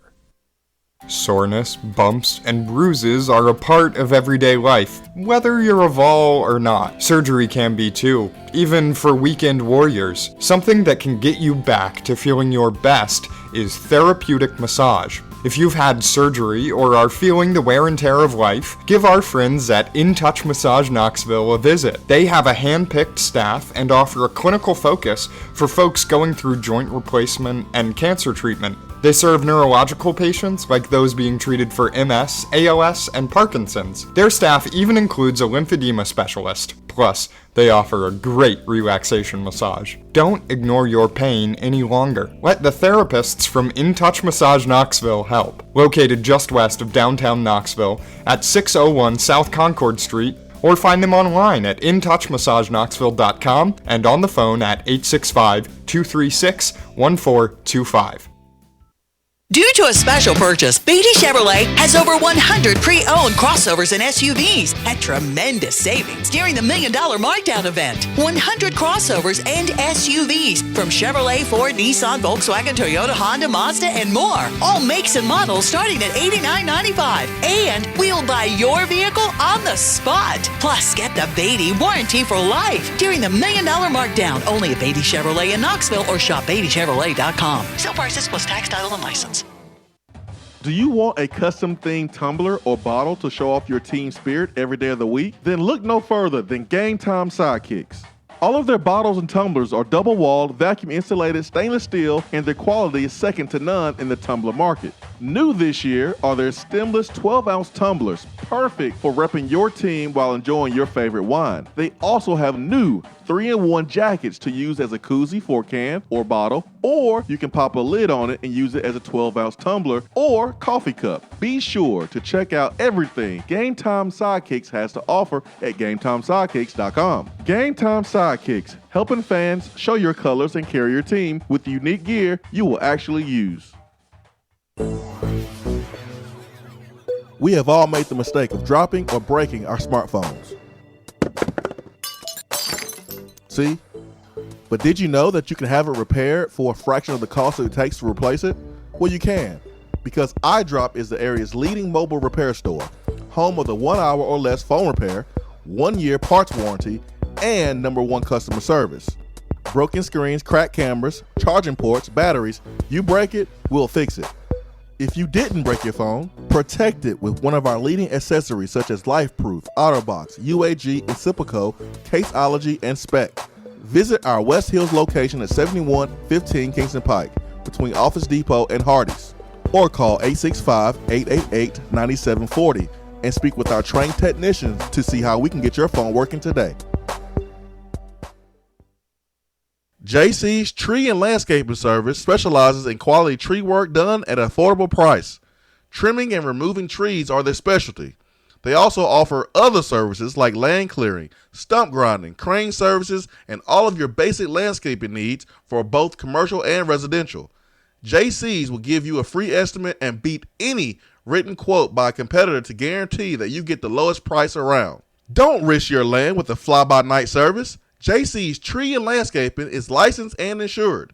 Give them a call at 865-599-3799. For a replay of each day's Swain Event TV, like us on Facebook.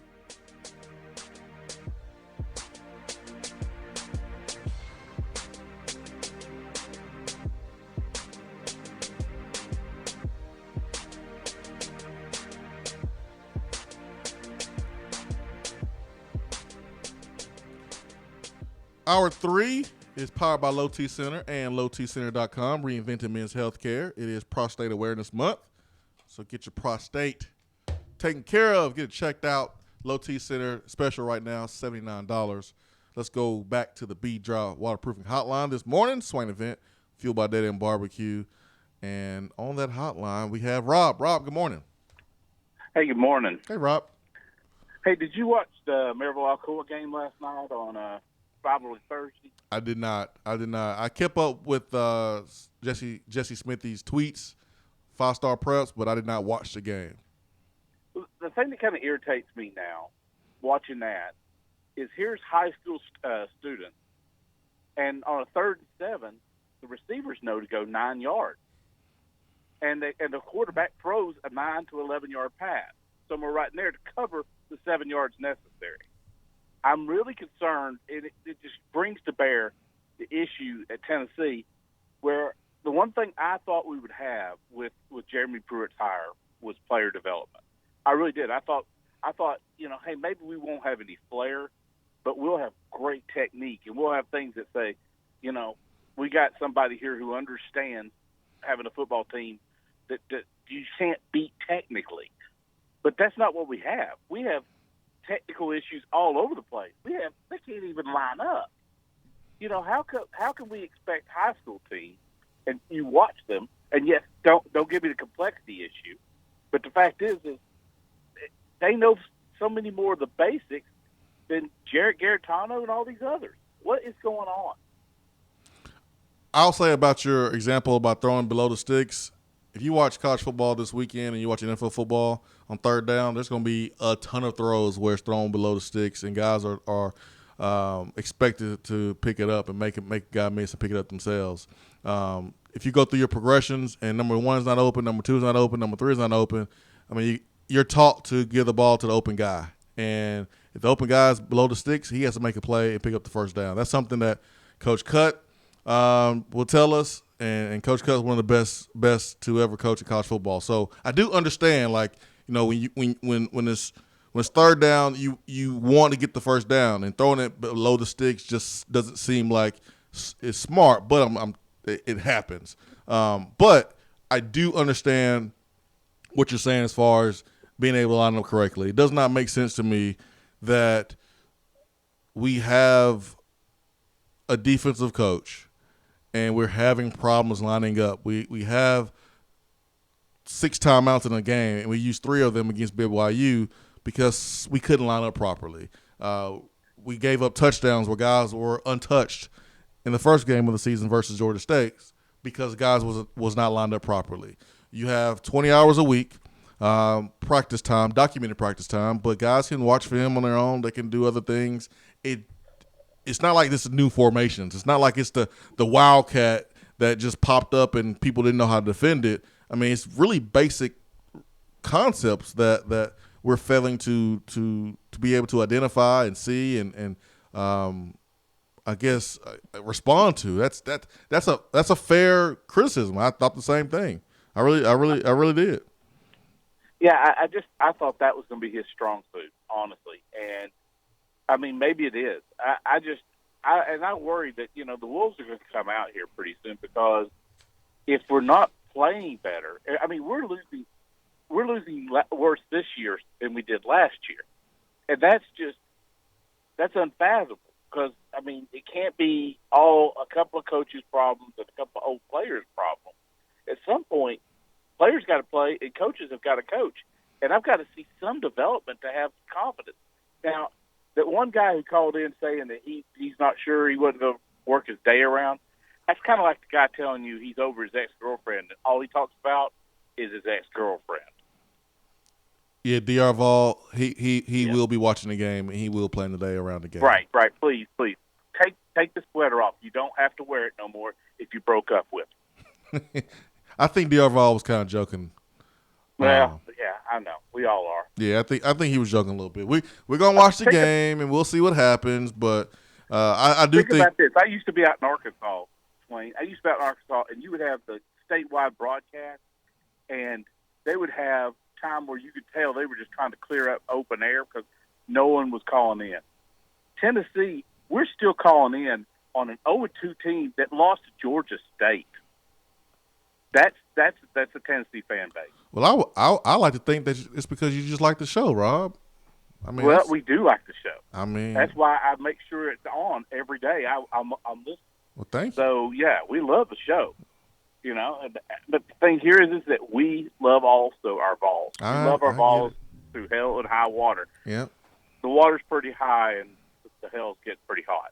So therefore, it is what it is. Hey man, thanks for the phone call, Rob. Listen, there's no defending guys not lining up correctly. That reflects poorly on the coach. It does. It doesn't matter how much you have walked through it and went over it in practice. When guys are not lining up consistently, that reflects on the coach. And Pruitt has admitted that he needs to be better too. And but Alante that's not a coaching issue. But guys not lining up and having to call timeouts, that may be a coaching issue. So players got to do a better job. Coaches got to do a better job to prevent that from happening anymore. Because I'm telling you, Florida's going to go no huddle. Teams are going to go no huddle. They're not going to allow you just to get set on defense and look over to the sideline and get a defensive call and then let you get set up before they hike the ball. They're not going to do that. So expect up-tempo offenses to target our defense. Just expect it. It's going to happen. Let's get to Turkey Man. Turkey Man, good morning. Good morning, individuals. Good morning, Turkey Man. Well, I tell you what I wish for this weekend. What you wish? I wish that when you do locker room, that you get to have 2 or 3 well run plays on your Etch-a-Sketch. Etch-a-Sketch. I'm down to do 2 or 3 plays. We only have time for like one though, because the show's only 30 minutes long. I know you cut it in half, ain't you? Yeah, we cut it in half. I didn't cut it in half, but was that on expectations? What you expected? No, I actually was surprised, but I don't make the rules. I just play the game. Well, what's the chances? I mentioned the Heisman Trophy quarterback. They give a percentage of the team winning the game. Now, what's the percentage of us getting a quarterback drafted in NFL this year? It's not that high, Turkey Man. It's going down, ain't it? It's pretty low after the first 2 games. Mm-hmm. Well, guys, I'll be watching. I probably won't be playing everything around it, but I'll be watching. Love your show, guys. Love you guys. Have a good weekend. Thank you, Turkey Man. Have a good weekend. Hope you have a great sermon on Sunday. Let's go back to the phones, and let's get to Devontae. Devontae, good morning. Good morning. Good morning, sir. How y'all doing? Man, we good, man. It's Friday. Man, we are. Woo. I don't know, man. Somebody called in and said, what if we lose to UT Chat? Yeah, he asked what will we do if Tennessee loses to UT Chat, and I never thought about it, man. That's why I got silent. I mean, I know. I mentally went to a dark place. I seen your face. It was like, oh.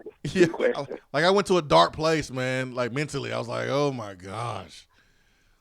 But yeah, me personally, man, I'm actually recorded on your show, and a lot of people that I talked to throughout the day know I was a 8-4 person the whole way through. But I'm gonna be honest, after 8-4, after we lost to Georgia State, I made a coming into a couple of people, then we probably can go 0-10. 0-12. Now, this is the reason why I say that. I prepare myself mentally. I'm going to watch every game.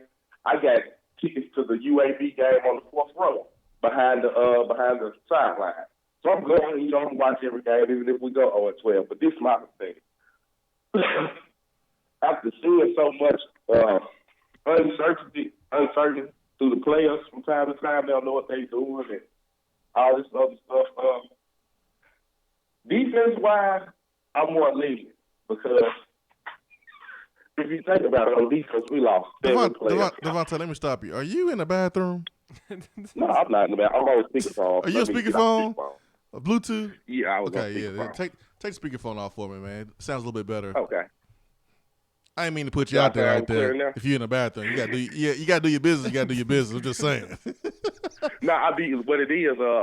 I wake up in the morning at 5:30, and I go to work at 6. So I'm listening to your phone call clean till 9 o'clock my time. Hey man, if you got to sneak to the bathroom to call into the show, man, I'm cool with that. Trust me, I'm cool with that. I have no problem with that. But I just wanted to make sure that you're sounding good. So you sound good now. Go ahead.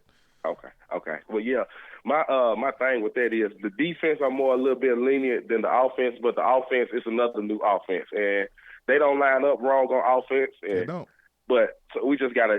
It's the quarterback sometimes, and sometimes it be. Well, I don't know, man. On offense, I say it's the quarterback 95% of the times that been happening in the last 2 games. Yeah.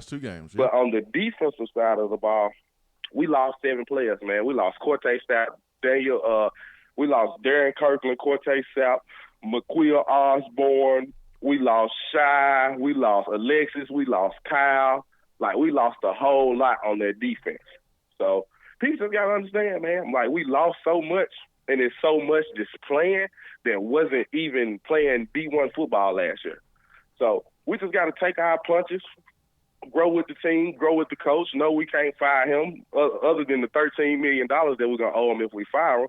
We shouldn't fire him because he a pup, man. Our AD a pup. This is the first time our AD has been an AD. This is the first time our head coach has been a head coach. Like, we just got to roll with the punches. Some people ain't going to like it, but, I mean, what can we do? We enjoy the show, watch these players get better. We seen something different from last week than the week before. Hey, if they go 2-10, if they go 6-4 or 6-6, if they go 8, and if they do anything, man, just take the blows and enjoy the game every Saturday, man. Hey, it's a learning process. I know it's been ugly these last 3 years, of course, but hey, it's gonna get ugly before it get great. Well, Devontae, thanks, man. You made me feel better about watching this game Saturday. Just a little bit, Devontae. Thanks, man. Thanks for the phone call. Really appreciate it. Let's see who we have next here. Looks like we have Triple OG. Triple O, good morning. You know it's Friday. You know what day I have to call. On a Friday. Well, good morning, sir. Turned up on a Friday. We here. Except I can't turn up for this game, man. That's why I said we here. I don't know about being turned up for UTC, but we here. It's Chattanooga, man. It's little brother. I mean, it's legit little brother. It's the moccasins. Who gives a flip about a moccasin?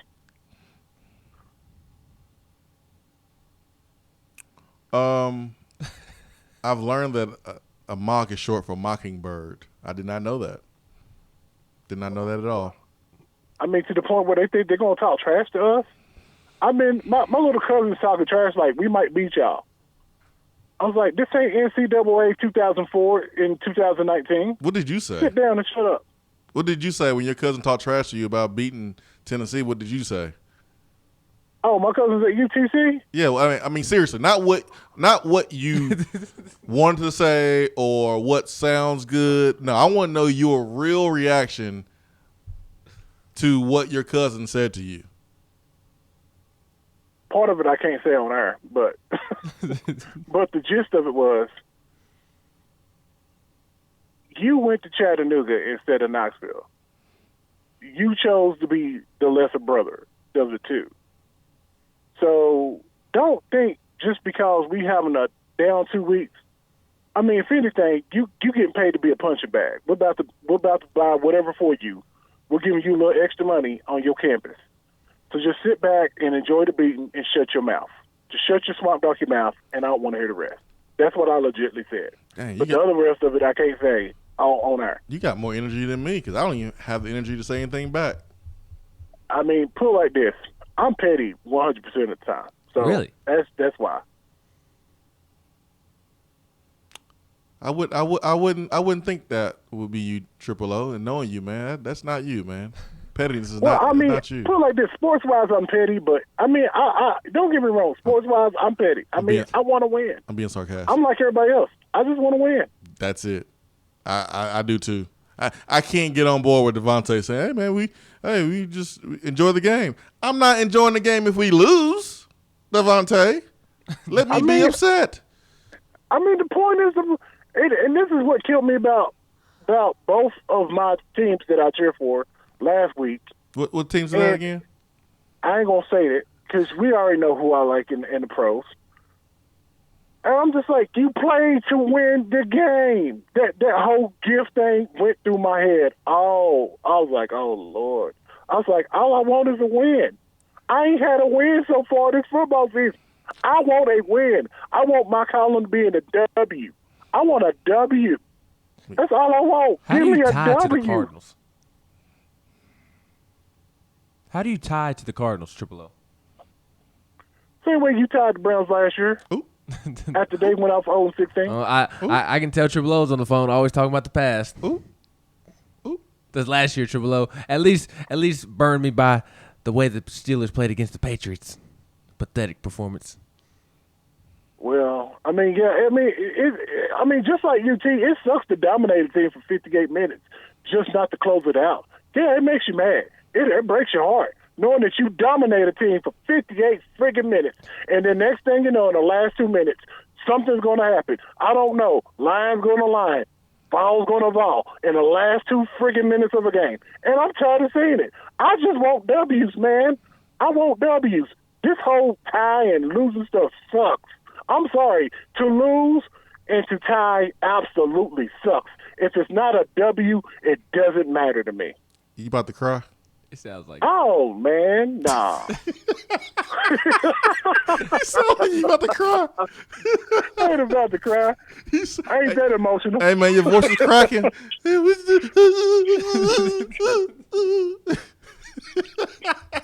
All right, Triple O. All right, brothers. Y'all have a great weekend. We got to go, man. We got to run, man. I think Triple O's about to drop a tear. Yeah, I think he's going to drop a tear on that one, man. It sounded like you was going to. 865-250-503. Take our last break of the week here in the Swain event, Hour 3, powered by Low T Center and lowtcenter.com.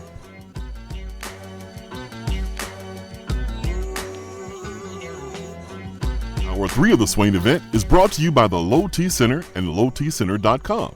Do you know your numbers? Feel like you again. Let us help.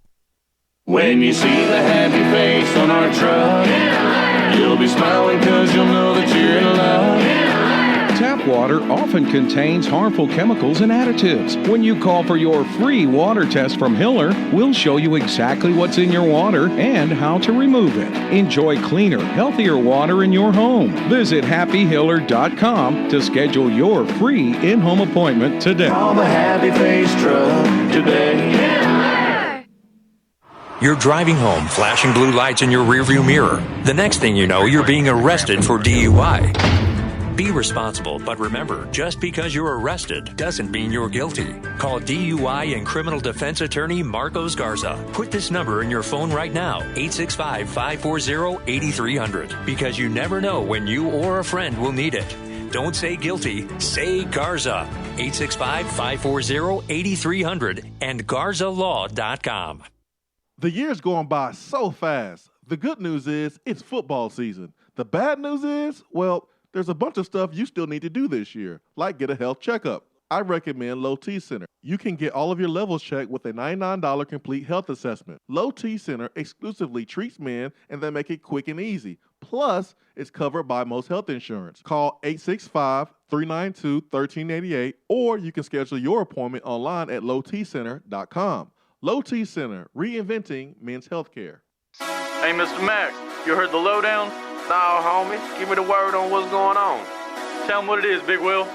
Mac, now the lowdown is no money down, only at the new Open Franklin Motors in Alcoa.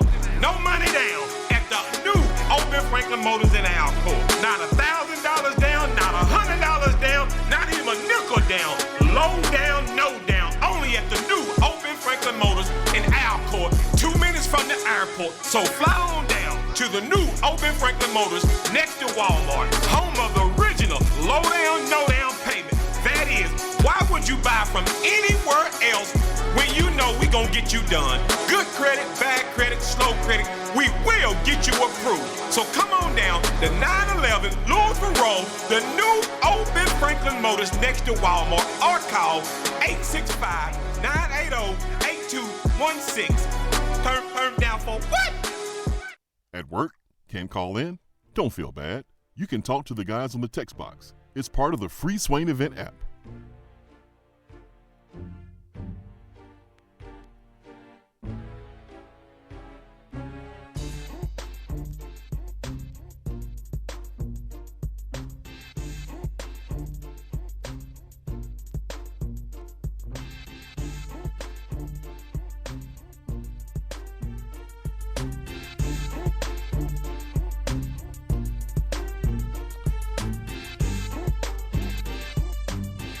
Go back to the B-Dry Waterproofing Hotline this morning. Hour 3 is powered by Low T Center and lowtcenter.com. Reinventing men's healthcare. B-Dry Waterproofing Hotline. Let's go to Roger. Roger, good morning. Hey, Jason. Good morning to you, Jason. How you doing? Hey, Roger. Good morning. How you doing? Wonderful. Wonderful. I hope you are too. You doing fine. Get talk to you, man. Get talk to you. I always get to talk to you, my friend. Yeah. They just wanted to ask you about the game tomorrow. So they just wanted to ask you. I've heard good stuff about the team this week. Just wanted to ask you the game. We should win tomorrow. We should win tomorrow. I just want to ask you how you see Tennessee. How you see Tennessee doing tomorrow, Jason. Tomorrow. Well, I hope we win, Roger, and I hope that there's been good things said about us this week. I mean, I hope that we went out there and practiced and understood the sense of urgency. I mean, you 0-2.